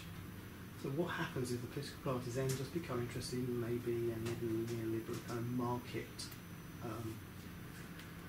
proliferation of markets and interest in that way, and just become this interested in that kind of thing. And this is the kind of stories that I tell myself, or I learn, and that we tell in society. And I'm just wondering, what you think is this? What do you think of this kind of story that we tell? This kind of assemblage story that we try to make sense of, where we are now. Obviously, now I try to make sense, a coping mechanism. We try to make sense of where we are at, or where it's bubbling up to, or whatever it is. Well, the story that you told is a narrative, obviously, and that narrative also has competing narratives. Yeah. And what Foucault is going to be saying is, when does your narrative, let's say, win out, forever how long, Yeah. over other narratives? The winning out of that narrative, this is the move of the genealogy. This is what I'm trying to get you to think of. So that's why I was asking you to hold this rope, as it were, and to add to it glasses or stapler or Yeah, whatever. because it's all part of the story, but which one actually makes it stick? This is the game that goes on. It's a very specific way in which one is trying to understand how these knowledges move around.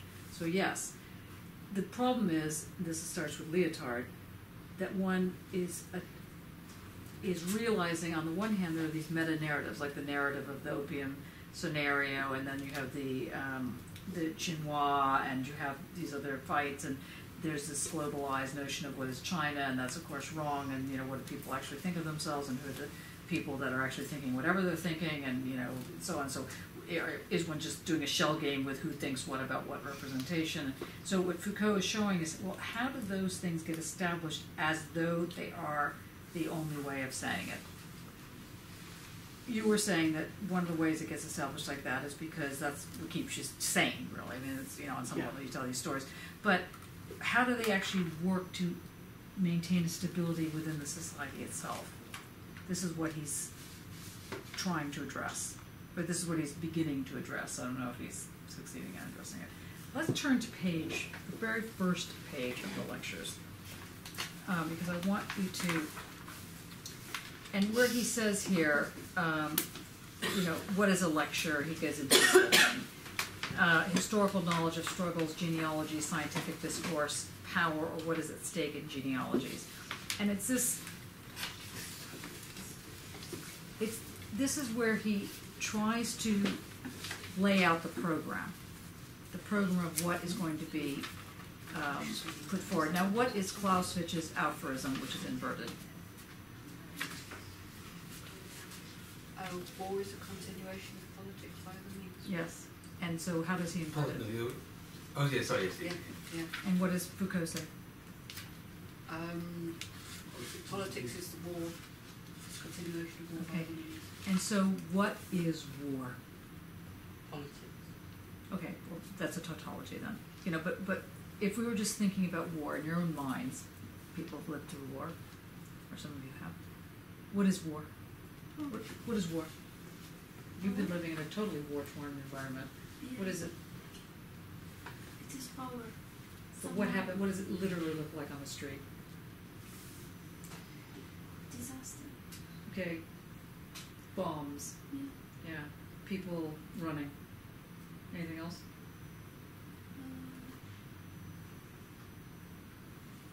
People that just think at the moment. Good. They didn't have time to think about tomorrow. Yes. They just run away to find Safety. safety in this time. Right. So why do you think he would? Thank you for that. I know that's hard. So why would he make the argument that politics is war by other means? What do you think he's saying there?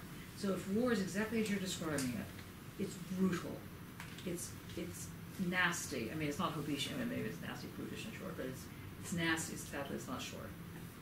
Why? What's the political element there? What do you think he means by the political?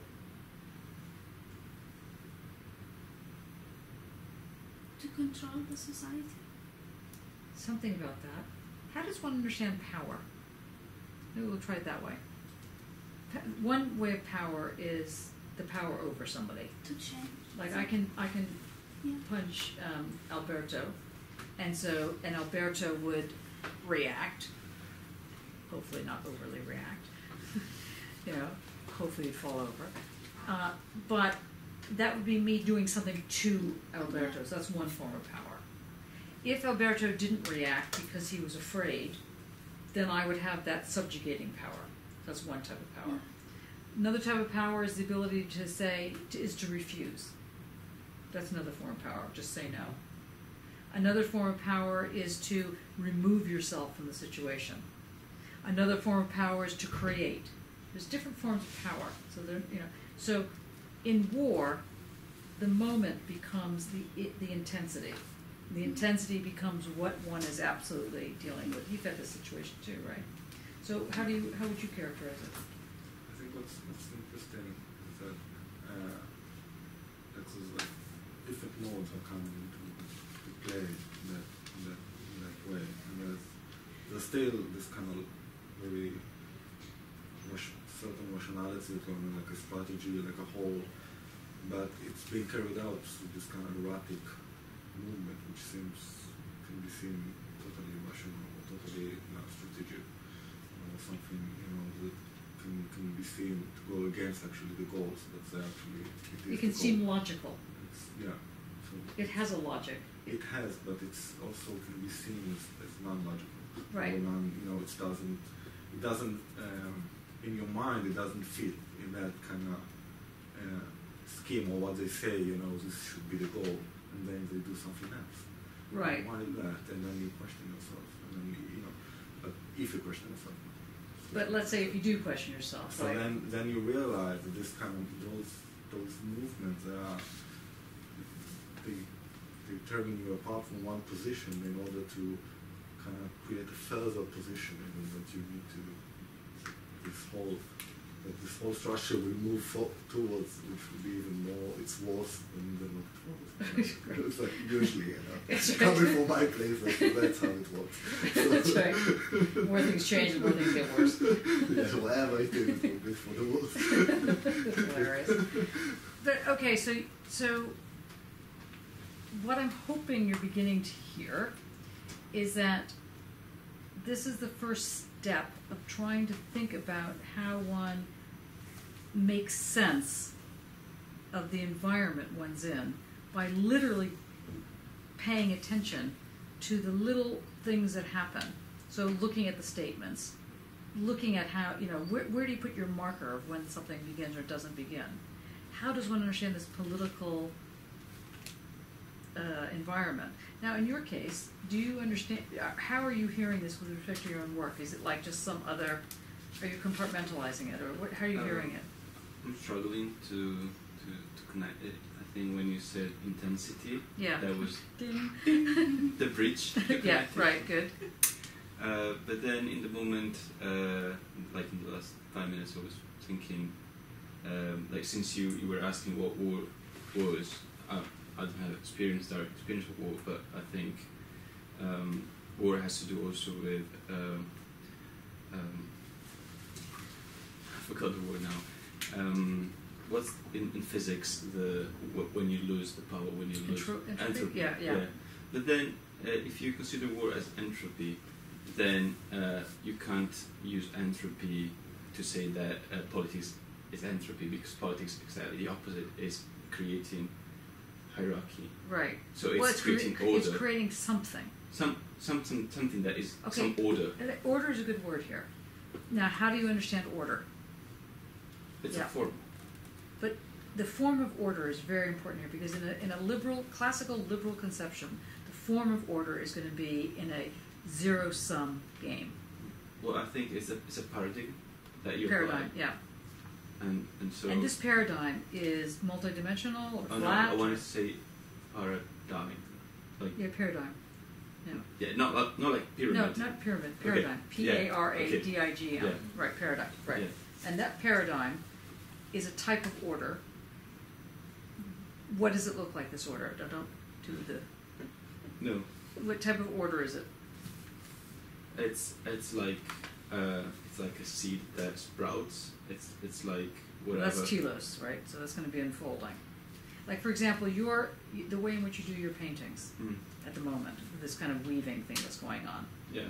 Okay. But it's not just about that. Of course, it's not about that. I mean, in fact, it's not about that at all. It's not about weaving exactly. No, because exactly. How do you put those things? How do you know which goes where? It's different. And what is the difference? What makes it different? Well, I don't know. I think okay. Well, if I have Just to answer, yes, you have could to probably drift. But Yeah, okay, the answer is, to be honest, in the process, is that at the beginning, what I do is I first of all I decide which image to start from. Right. Okay. And that is arbitrary. No, it's not arbitrary. Like it can have, but I mean Okay. it's not. Because you pick your image. If I choose the wrong one, the work will never come up decent, no matter how much I weave. Okay, so what is the type of image you have to pick? The type of image that kind of create the possibility of an intensity in Yes. a certain sense. Like it's about what I really look for, and it's always something that is invisible. It's always something that And what is it? Can you it's can you something that describe you it? can't be properly told without Okay. doing the work, because otherwise I would just tell it. Right, of course. Voice. What's that? His artwork become a voice, or It has a voice to it, but it's not. That's not. I don't think that's what you're saying. No, it's not. It's not my voice. It becomes like a child who might be generated by me, but then it's different from me, and it's also surprising me, like a child can surprise a parent. But when you pick this object, when you pick this image, there's something about the image that is more than that image, Yes, and, and that then you only know that when you start playing around with it. Well, I have an hinge. You have a and hunch. And Yeah. then I find out if it's working. If it's working, you always never work the way I was Taught. imagining. Right. Good. But sometimes it works in a better way, sometimes in a worse way. And Okay. when it works in a better way, then at the moment I kind of in love And with this the work. is a Foucauldian move. Is what I'm trying. That's why I wanted you to explain it. So, just like the two of you are picking a moment to begin, but it's not any moment. It matters which moment that you pick, and you'll know when it's the right moment. Not because there's like 7 points that you tick off and go, oh yeah, that's the right moment, but because there's something that coalesces that makes it sit there as the right moment. That's when you know to begin. That's the first step of understanding the way in which the discursive forms. Your work does this too, actually. This way in which it creates this moment of the beginning. But the beginning is not literally the beginning of the story. It's just where you're beginning. And so this so-called weave, which is whatever it is a way in which one is amalgamating this thing and playing with it, like kneading it practically. And you're doing the same thing with your work. You're figuring out what actually works. And this gets back to what Mark was saying with statements. Sometimes it's the image that you're taking. Sometimes it's the statement. Sometimes it's the conjunctural crisis. Sometimes it's the organic crisis. You need to figure out where these work, and this is what Foucault is trying to address.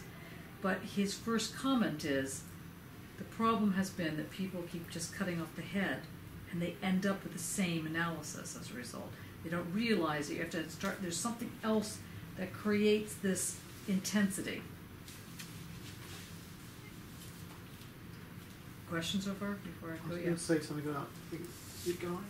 Guy, yeah. So you talk about the whole, the idea that politics is war. Well, we're talking about 20th century war. That image of war, it's total war, which is the total mobilization of the country. So the older wars, the wars of the roses in history and stuff like that, could be happening over there, and over here it wouldn't have much effect. But total war is where the whole country is engaged, like in the First World War, in the production of the war scenario. It's not quite right. That's a good point. Yeah. So that production is then the politics of the now. When they start talking about, you know, the situation, the economic or the political situation we're in now, we're all in this together. That kind of rhetoric, where we're all meant to be mobilised because of this problem. And what I understand in relation to my art, these kind of things, is I begin. These are just early thoughts. Thinking last week I said about the problematising of our role as artists within society in the reproductive side, not necessarily wanting to do that. Is maybe art is democratic, just as a thought experiment, and then thinking of it through the courage of truth and the missing Parisia within that, because a lot of art maybe is aesthetic, anesthetic, or something, tranquilise effect. So I'm wondering where's the Parisia within the art, just as a thought within my own, because I've lost control of my art. I'm one of 4 people in a music ensemble. And the Parisia part is the bit that goes missing all the time. Can you not have a collective Parisia? Not if there's only one voice shouting for it. No, the others are. It's a democratic. It's not a democratic. It's a war. It's only been in a band. It's a war. It is a war. Okay, let's go to Can the. I just ask one thing? Are we really thinking of politics as war, as power, and power as a commodity? No. Right. Power is a material. Can And materials not be a commodity? Yes, but what I'm trying to do is sort of wean people off of a normal notion of power, and power is often thought of as something you can hold, or something you can have, or something you can push, or something you can exchange. That's considered power. Yeah. He's saying something else about power. Right. It's this thing that's not able to be said. Power. That's the part. So you said power is the material, but can we say that power is also the matter? Yes. Like, Yes. Power is the radical matter. It's the radical matter. Absolutely. why it's radical? Because it's not necessarily got a body to it. Or in fact, it doesn't have a body at all. It's matter, but the matter is something that creates an environment around which one can engage or sometimes must engage. You are drawn to it, but that doesn't mean that it actually exists sitting there going, hello. No, I was thinking of when you said environment. That's why it's radical. Yeah. That's what I mean by So radical it's an in a Latin word. Environmental matter. What's the difference with the environment? Well, I was thinking it's closer to atmosphere, not environment. Yeah. Yes, that's exactly what it is. Okay. Yeah, but the atmosphere is not calm or whatever. It is. No, it's a tonalized space. Yes. It's a tonalized. Yeah. Yeah, not eternalized. No, it's a tonalized. tonalized. Yes. Okay. Yes, and that's what he's getting at. So one doesn't get outside of. Oh, good. So one doesn't get out of space. We're talking about the books I read. You know. Well done. Okay, that's good. Okay. Good. Now. So Johnny, Yeah. Just for a second. You mentioned that this is so that Foucault is saying that the dialectical move doesn't work. That the dialectical position that I have some understanding of is the master-slave dialectic. It's a way of thinking power, which is in the sense that that principle is the one that governs the notion of state that Hegel draws on, and then there are various positions that are in a sense taking the dialectic, but not necessarily within the kind of positive move that Hegel does to it. What's different? I'm not sure that I've yet grasped what's different from Foucault. What Foucault is saying that doesn't operate within that master-slave dialectic. Well, for a start, the notion of the identity itself isn't in a contradictory relationship with the other or the not other, whichever. It's not. So identity is informed, like slave is identity to master. It's not form. It's not established in that type of identity. It's more established, or it's more closely understood when one understands how, let's say, the spatiality gets established. So the space gets established. It's not binary. We're not talking about just two elements here. That's right. Yeah. And the elements, but what's complicated, or one of the complications, is that this environment that he's talking about, or what Alberto was just saying, the atmosphere, is a surface, and the surface has a thickness, so it's a funny form of a surface.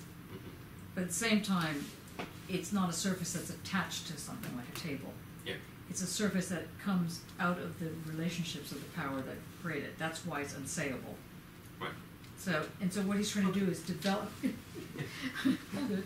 So he's trying to develop that in this thing. Now, push it a little bit further. How are you guys doing on this? Yeah? Can you use it, or is it still very new? I think so. Okay, tell me how you're using it then. See, always bad.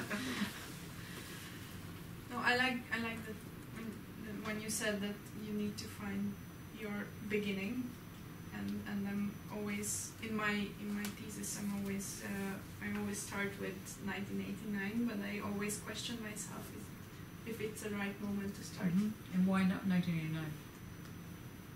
Because of the regime change. So that's not the right time to start. Yeah. Exactly right. You're right to question that. And because the question really is, what led up to the regime change? And then okay, how far back do you go before you just fall off a cliff? Yeah. Right? And what's the Cartesian answer to that? No. How far back do you go with Cartesian? Where you can't go to doubt. You can't get beyond doubt. So, clue, look for when things start to have a doubt. See when that starts really manifesting itself. That's your start. Not 1989, when it actually was the end of the start. The beginning of the start started earlier than that. Mhm. You'll find it because you go look in Yeah. newspapers. You'll see where certain groups start speaking out and other groups get run over and silenced. Look in, like I said, the Financial Times, not to see what was being said, but what isn't being said. They're the best place to understand politics, believe me. My grandfather was a very, very wealthy man, sadly. Took up with him anyway, moment of silence. But he was a very wealthy man, and one day when I was visiting him, he said, "I want to show you how the wealthy stay wealthy." And I was all excited about this, you know, like, yeah. You probably used to be both in the beginning. Yeah, no, that's only one of the many problems. Anyway, and we drove up to a pound store. I was really disappointed, waiting, you know, where is it?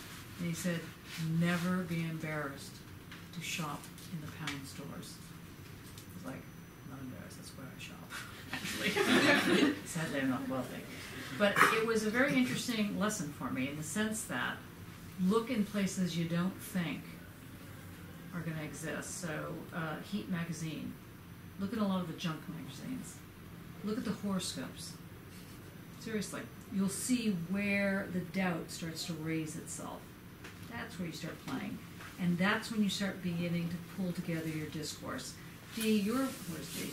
Still alive. D, you're working on memory. And you're working on a memory that never existed. Or a memory that has gone so fast that a fake memory is now being put forward as a memory. Memories is going so fast. So in order to locate that somehow, you start looking at where the doubt creeps in. Go to the newspapers, go to the fashion, see what people are wearing, see if that matters, see who gets arrested, be a detective.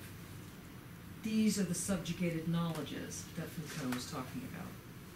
So while it is true that the Opium Wars probably are your beginning, it's probably not quite as true as all that. War is always war is always interesting. I mean, I hate to say it like that, but it's these little things that start popping up, and you'll be able to see. So where would you start your analysis, knowing that? Probably basing from the emergence of the British Empire. The emergence of the British Empire? Huh. When was that? 1700s, 1780s. So that would also be... So in order to make that argument, you're taking something as a given, which is that the empire had a way of managing the hegemony of the discourse. Is that what you're arguing? Yeah. In a statement. You're gonna have to be able to support that. Right. I think the empire formed the Hegemony, yeah. Sorry, you're getting there. It's good. that this culture is placed within. Okay, so it's I mean, you could say that the British Empire, certainly by the time of the Opium Wars, was already It was well into its period of doubt. Yeah. It had already lost America as a colony. Yeah. It was quite weakened in the sense. One of the things that power does when it feels threatened is that it creates the conditions that need it. So it looks pickified in order to be able to prove the fact that it still exists, the fact that it still works in those forms. So in a sense, an assumption of power can also be a proof of doubt. okay. Or a proof of weakness. That's one. I mean, these are just little nodal points. I want to try and get to the. Let's see if we get to the right part here.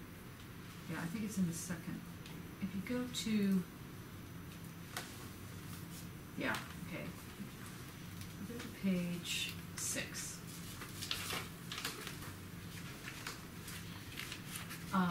Stuart, do you mind reading aloud a little bit? That's fine. Good.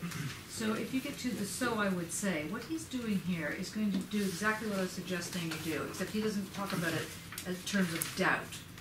He talks about how things become what he calls theatricalized, how do you grab something? How do you know it's important? How do you become attuned, as Kierkegaard would say? Okay, go on. How far do you want? Do you want the whole Just paragraph? the whole paragraph to the tools of scholarship. Okay. Go on. So I would say, for the last 10 or 15 years, the immense and proliferating criticisability of things, institutions, practices and discourses, a sort of general feeling that the ground was crumbling beneath our feet, especially in places where it seemed most familiar, most solid and closest, nearest to us, to our bodies, to our everyday gestures. Let me just stop you right there. Now, when was this book written? 1976? Yeah, it was 76, So yeah. we're talking about 1960s, 1963. He's saying since about 63, something like this was going on. I mean, I recently gave a talk, actually part of it was at these pop-up lectures, but at the Icon, saying when did the 70s begin? And my argument was that the 70s began in the 50s, then the 60s was like 3 years long, and then it jumped into the 80s, and the 70s then came in after that. And that's sort of what he's saying. He's saying, feel it. There used to be a song, you know, there's something changing, change is happening in the air, there's something you feel it, you can feel it in the air. Do you feel it? Do you feel the change? I mean, is something happening? When you feel it? Well, if you can't feel it, it's probably not happening the same way. But if you do feel it, this is what he's talking about here. Do you mind starting again, just at the top? Sorry about that. But I want you to really feel what's happening here. Go on. We should have a song going on. Yeah, it's Phil Collins. So I don't know why Yeah, that's I know right. that is. I was just imagining karaoke. Oh dear. Yes. Okay, right. So I would say, for the last 10 or 15 years, the immense and proliferating criticisability of things, institutions, practices and discourses, a sort of general feeling that the ground was crumbling beneath our feet, especially in places where it seemed most familiar, most solid and closest, nearest to us, to our bodies, to our everyday gestures. But alongside this crumbling and the astonishing efficacy of discontinuous, particular and local critiques, the facts were also revealing something that could not, perhaps, have been foreseen from the outset. What might be called the inhibiting effect specific to totalitarian theories, or at least, what I mean is, all-encompassing and global theories. Not that all-encompassing and global theories haven't, in fairly constant fashion, provided and don't continue to provide tools that can be used at the local level. Marxism and psychoanalysis are living proof that they can. So he's saying that Marxism and psychoanalysis are one of these global comments that are being put forward as though they're revealing something, but in fact, they're just another narrative here. But they have use. Yeah, go on.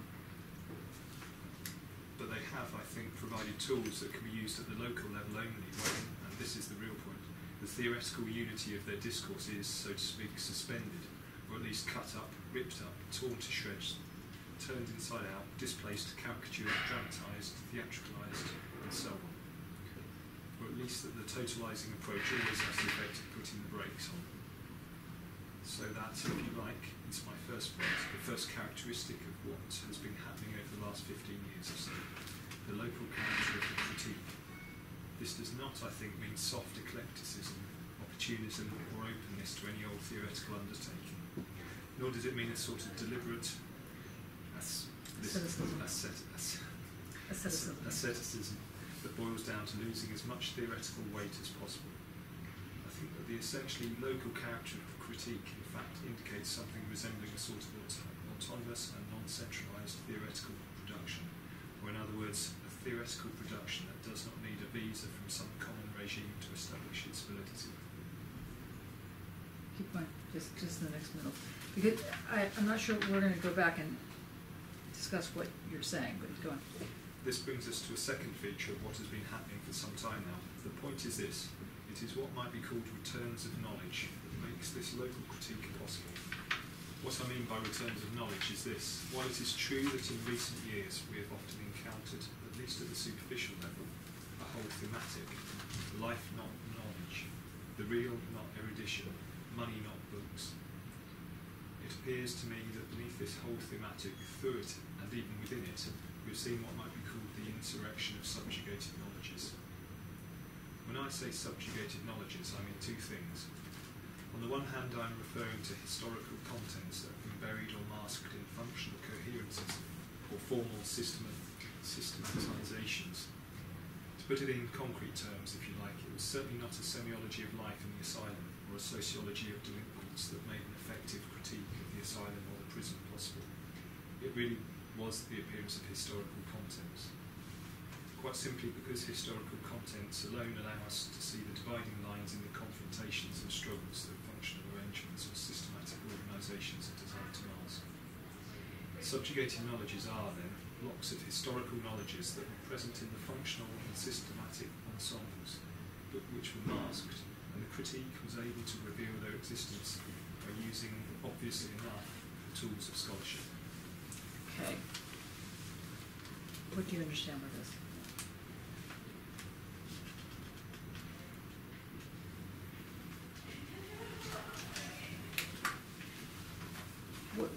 What is he saying here? What is the subjugated knowledge then? How does it work in terms of understanding how a field power operates, or a surface of power? Forget about a field. Think about a surface. How is it that the surface has thickness?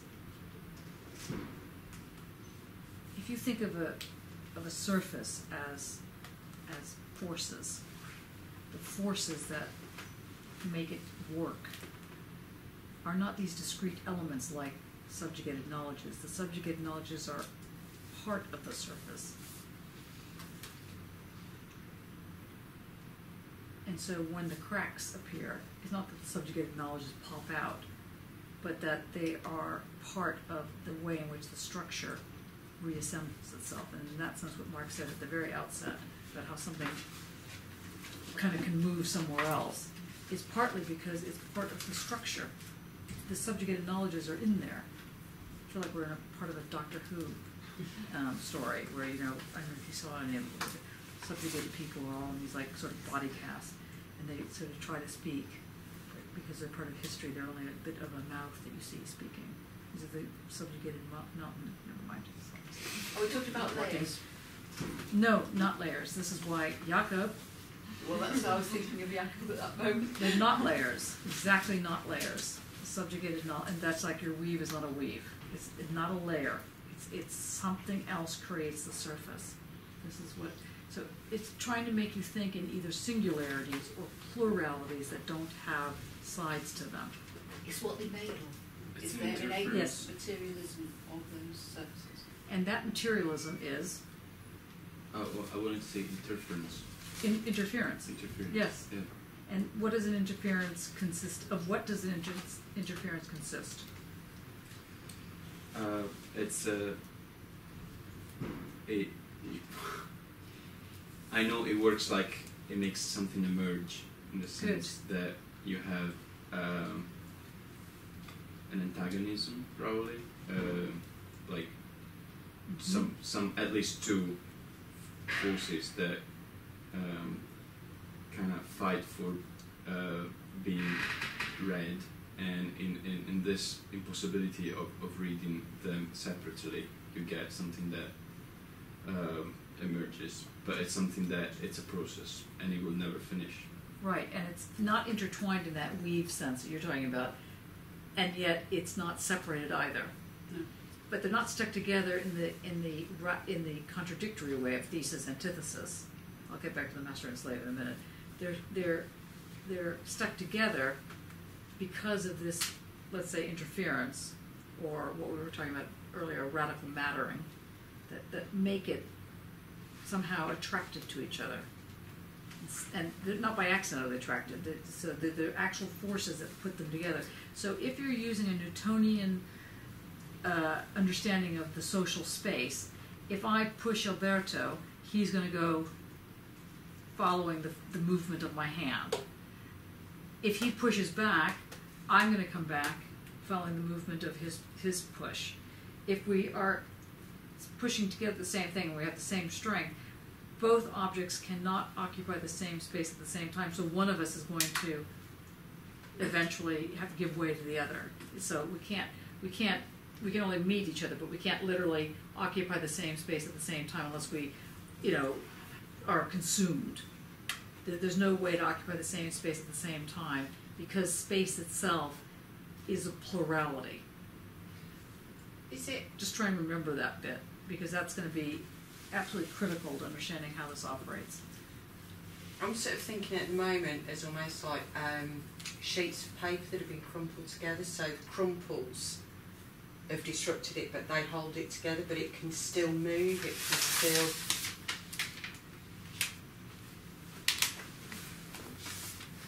Just.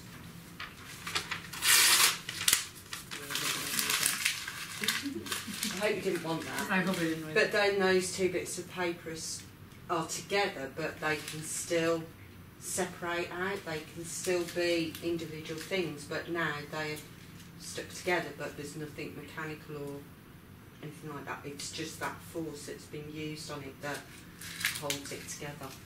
Okay, close.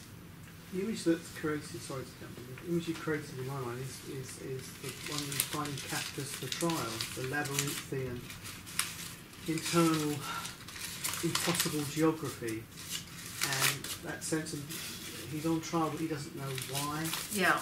There's an atmosphere is created all the time, and they go through one door and come through another door. Space just doesn't join up in Kafka's The Trial. Yeah. It's geographically impossible. Yeah. How he describes what's going on, and then the atmosphere is created through not sort of direct speech, but almost just an atmosphere is created by what goes on. Nothing is said in whole passages. Yes. But he's still on trial.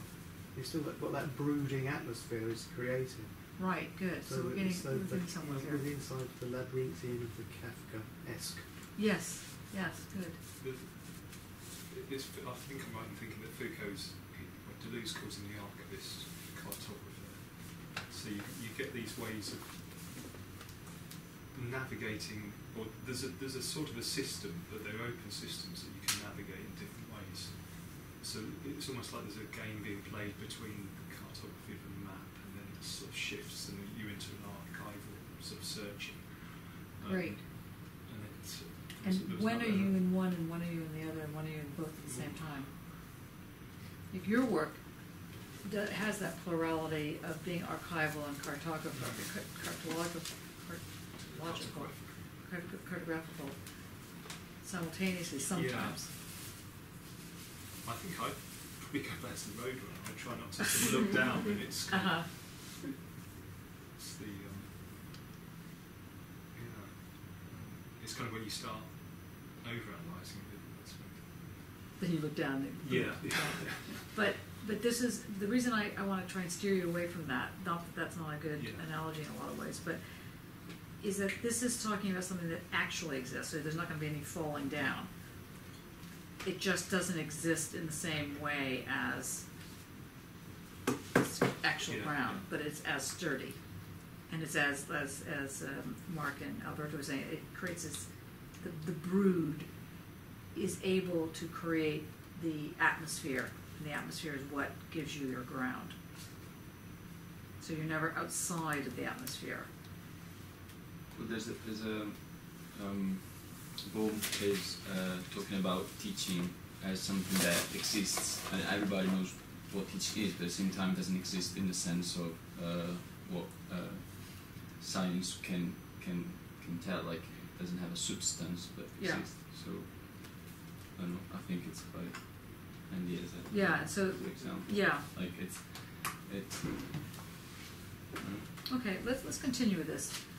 Do you feel like continuing reading? Yeah. Because I just want to finish the subjugated knowledges bit, so you get a sense about the kind of paradox that's going on with the way in which he's presenting. So we have that one type of subjugated knowledge that has just been completely put on the table about this way in which you feel a change happening. It was kind of what Mark is saying about the Kafkian move, or the brood, the kind of this dark feeling side of things. In Deleuze and Guattari's Tools of Mind, Deleuze anyway, the Tools of Mind and Literature, they do talk a lot about heads down and heads up and the sound of voices, but there's a lot to do going on with all the heads go down and the change of mood.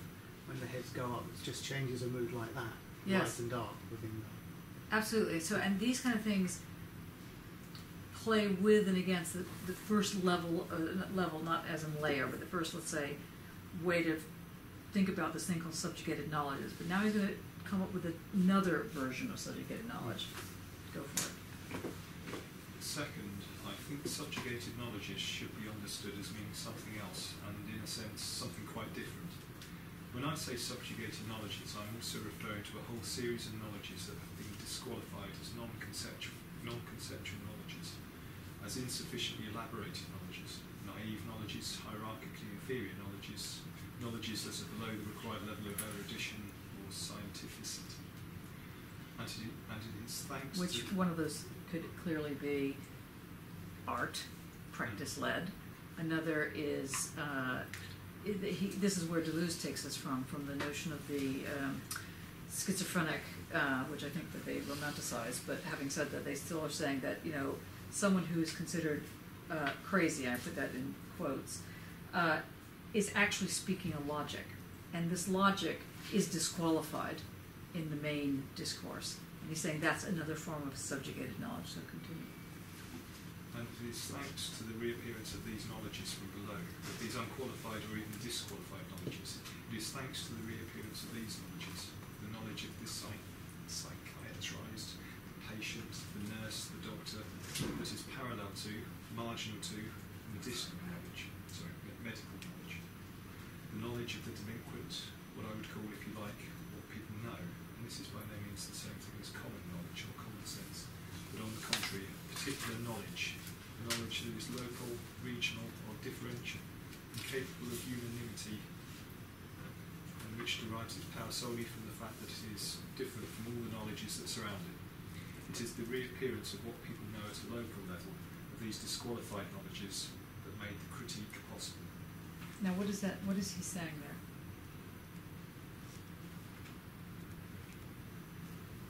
What do we now understand by this notion of local knowledge? It's around an individual. Well, it can be, yes. It can be an individual. It's a situated knowledge. And what does that mean if the knowledge is situated?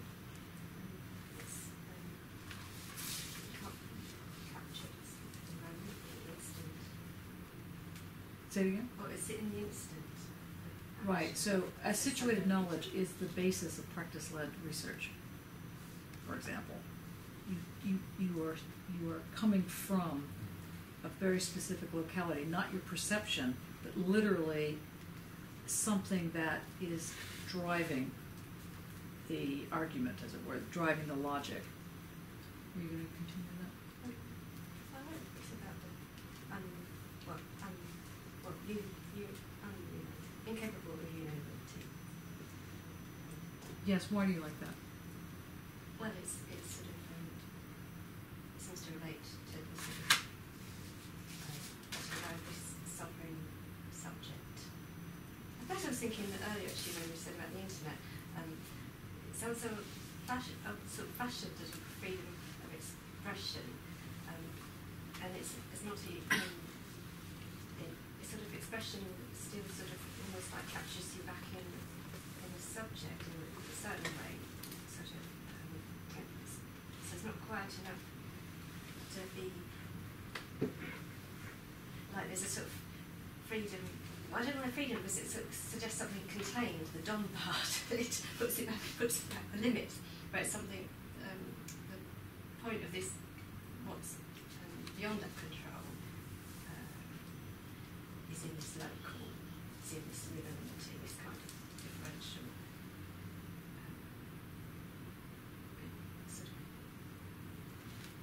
But it's in situ, so local in that way. But I suppose I'd be related to this local to the quantum idea of the delocalized. Or the superpositionality. Yeah. It's also connected to that. So is it something that can't ever be denied? So that true? It couldn't be denied by another force. Well, it can't be denied by proof. Yeah. But it can be It can be Yeah, buried, yeah. but it can't be denied. It can be like buried alive. Yeah. In fact, one might want to go as far as say that is buried. It is buried alive. that really exciting thought, we're going to just finish up with the idea that this is, it appears, as he says later, that it's paradoxical. Because on the one hand, he's talking about subjugated knowledges that are literally knowledges that don't make it to the big league tables. So the quiet knowledges of, I don't know what, certain kinds of what nurses and doctors might know, but it's not really in the medical books. But on the other hand, then there's this other form of knowledge that is the kind of the poesis of knowledge, the strange, the buried alive knowledge. This is what these are another form of local knowledge that is very important to realize come together to create this platform or this surface or this cartography of these forms of knowledges. He says later, what was at stake in both cases, in both the scholarly knowledge and these disqualified knowledges, in these two forms of knowledges, the buried and the disqualified, a historical knowledge of struggle, or struggles. That's what's buried. So, and now he was really attacked for this position, particularly the way he develops it here, and the attack was, he seemed very optimistic, where there's oppression, there's always resistance. It was a very famous sentence it is, where there's power, there's resistance. And it was like, really? Well, there's been a lot of power a lot of times, and sometimes you just die. So there's no resistance. And he was like, no, there is always resistance. And he's developing it not from a binary argument, but from this buried genealogical argument. And this is going to become sort of the basis of the acoustic move that becomes part of this whole acoustic philosophy. So, yeah. I understand. I call this kind of knowledge, slightly, but it's what I call small print convictions. Yeah, I like I'm that. sure That's great. if Mathieu and Lee were here, they would want to bring in Leibniz and the small bits of the wave, the Yeah, sections that make up the bigger wave. Yeah. And it's those small print. Who reads the small print? But that's the building. Yes. That creates the big wave, and that's then with the musical acoustic understanding, in the way that the small parts of the sound build up. The chord is made up of these parts of the sound, yeah? Mm-hmm. And then those bits of them you just keep following it through, and how far does it go? I don't know. That kind of acoustic philosophy. Maybe we can talk about this later or something. Yeah, we will in the next. What's that? I was thinking, I had this term the other day. Okay, well, somebody mentioned invisibility earlier, but I used like invisibility and the invisibility of impossibilities, or perhaps it was just invisibility of impossibility. But it was to sort of describe this kind of delocalized kind of. But so this relates to this notion of the local here, I think. Because it's sort of sorry. I don't really. Well, I suppose it's like I don't like this notion of like possibilities all just out there prefigured. So I was thinking about this in relation to Deleuze's virtue. So this is why Deleuze's virtue. Oh, virtue. So to get at this kind of instantaneous action, it's the way it liberates something through the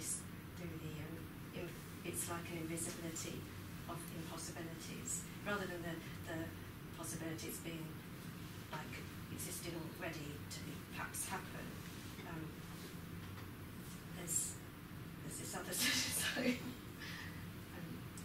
I don't know, I'm not quite sure about the term, because I'm not quite sure I really like impossibilities. It's probably just as problematic as possibilities. It probably brings back what I'm trying to get rid of in terms of this prefigured aspect, rather than the in situ, which has this kind of like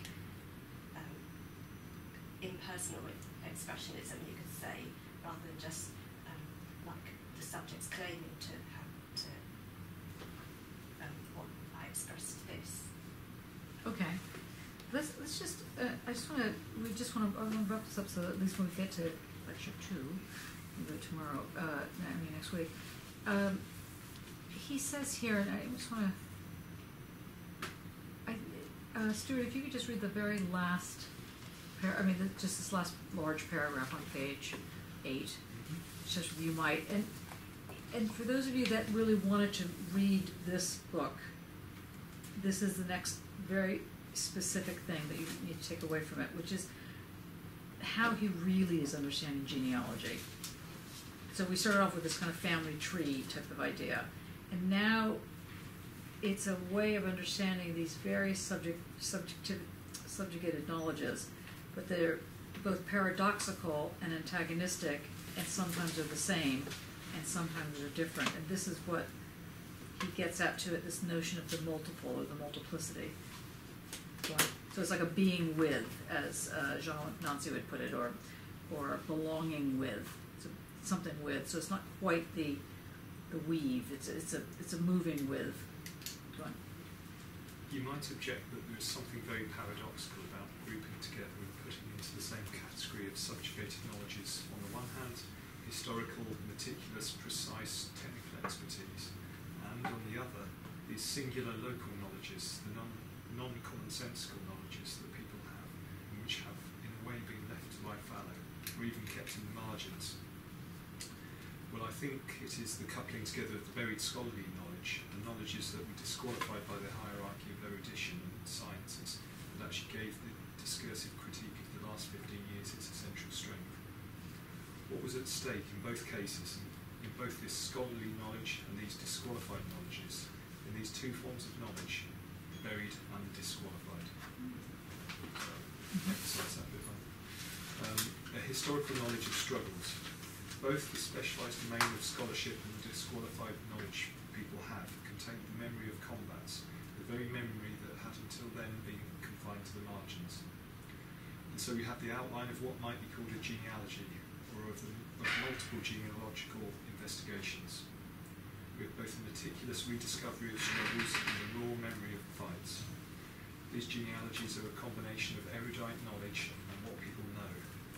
They would not have been possible, they could not even have been attempted, were it not for one thing: the removal of the tyranny of overall discourses, with their hierarchies and all the privileges enjoyed by theoretical vanguards. If you like, we can give the name genealogy to this coupling together of scholarly erudition and local memories, which allows us to constitute a historical knowledge of struggles and to make use of that knowledge in contemporary tactics. That can then serve as a provisional definition of the genealogies I have been trying to trace with you over the last few years. Okay. Yes, I think we'll wait. We'll stop here. How are we doing? We have a little bit. Fine. Fine, guys. Slow and painful death.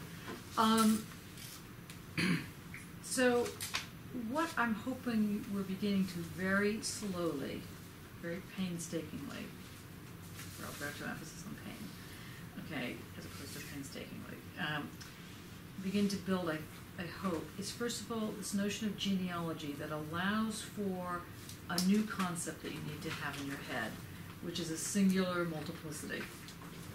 And a singular multiplicity is that discrete element that allows for a something to take place.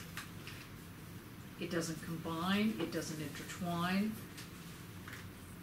it exists simultaneously in the same space as other aspects. And these are what he's calling subjugated historical subjectivities and so on. I mean, that's what I call them.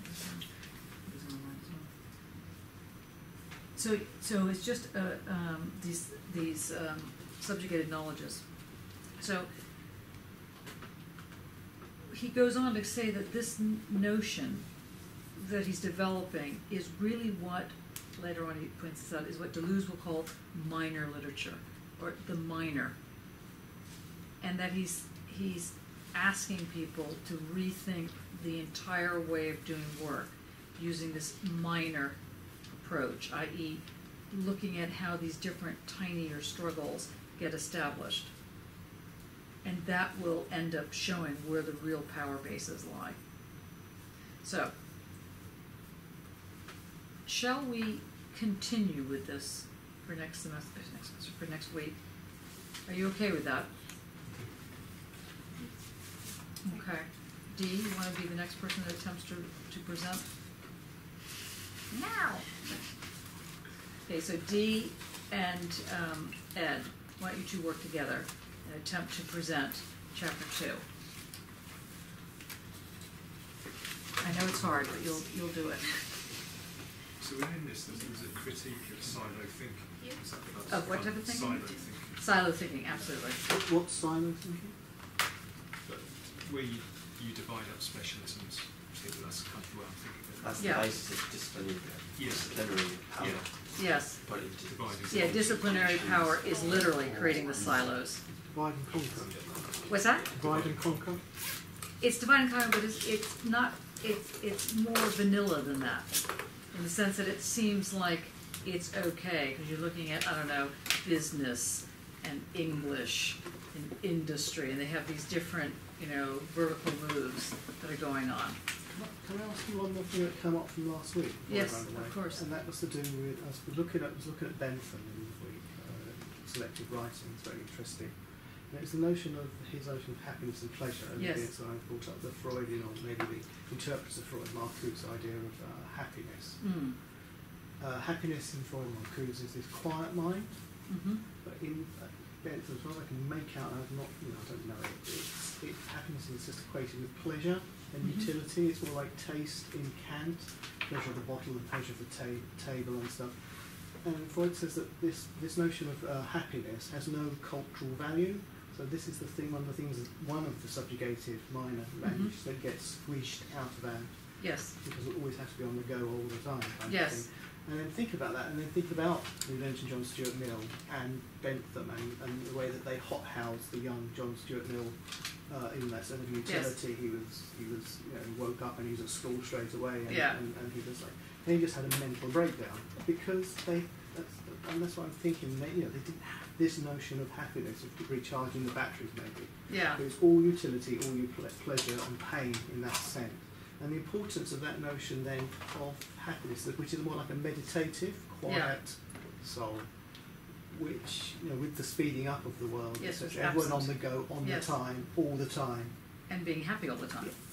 Being made to be looking happy. Yeah, not smiley face. Like when you say to a kid what is happiness, and it's like, have a party, drink a bottle of pop. That's not. They go mad. That's not happy. Happy is a quiet, more contemplative, meditative, and that's one of the important to me to think about this. One of the things that's maybe in Bath also that world. Maybe that is one of the subjugation of is how to let go, how to be quiet or something. Mm-hmm. Yes. And I just sort of wanted to sort of bring that up with you, and your understanding of the Bentham. Well, Bentham is much more. Because you said it was like fulfillment. Yes. And I see that as a kind of indebtedness. I can see that once you've done your work, you've done your PhD, there's that kind of indebtedness, and you've done it, and then there's a kind of peace. I've done it, that kind of peace. I've done my work. No, I think that Bentham was really. It's very interesting. But I think that he was talking really about the people in the almshouses. And he was basically saying things like, everyone has the right, and not just the rich, to have a good life.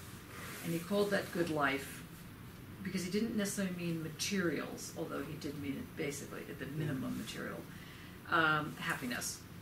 So while you're right that there's a whole other set of layers involved, the bottom line for him was that the argument was that society cannot provide this for everybody for two reasons. One is that all humans in society are not actually persons.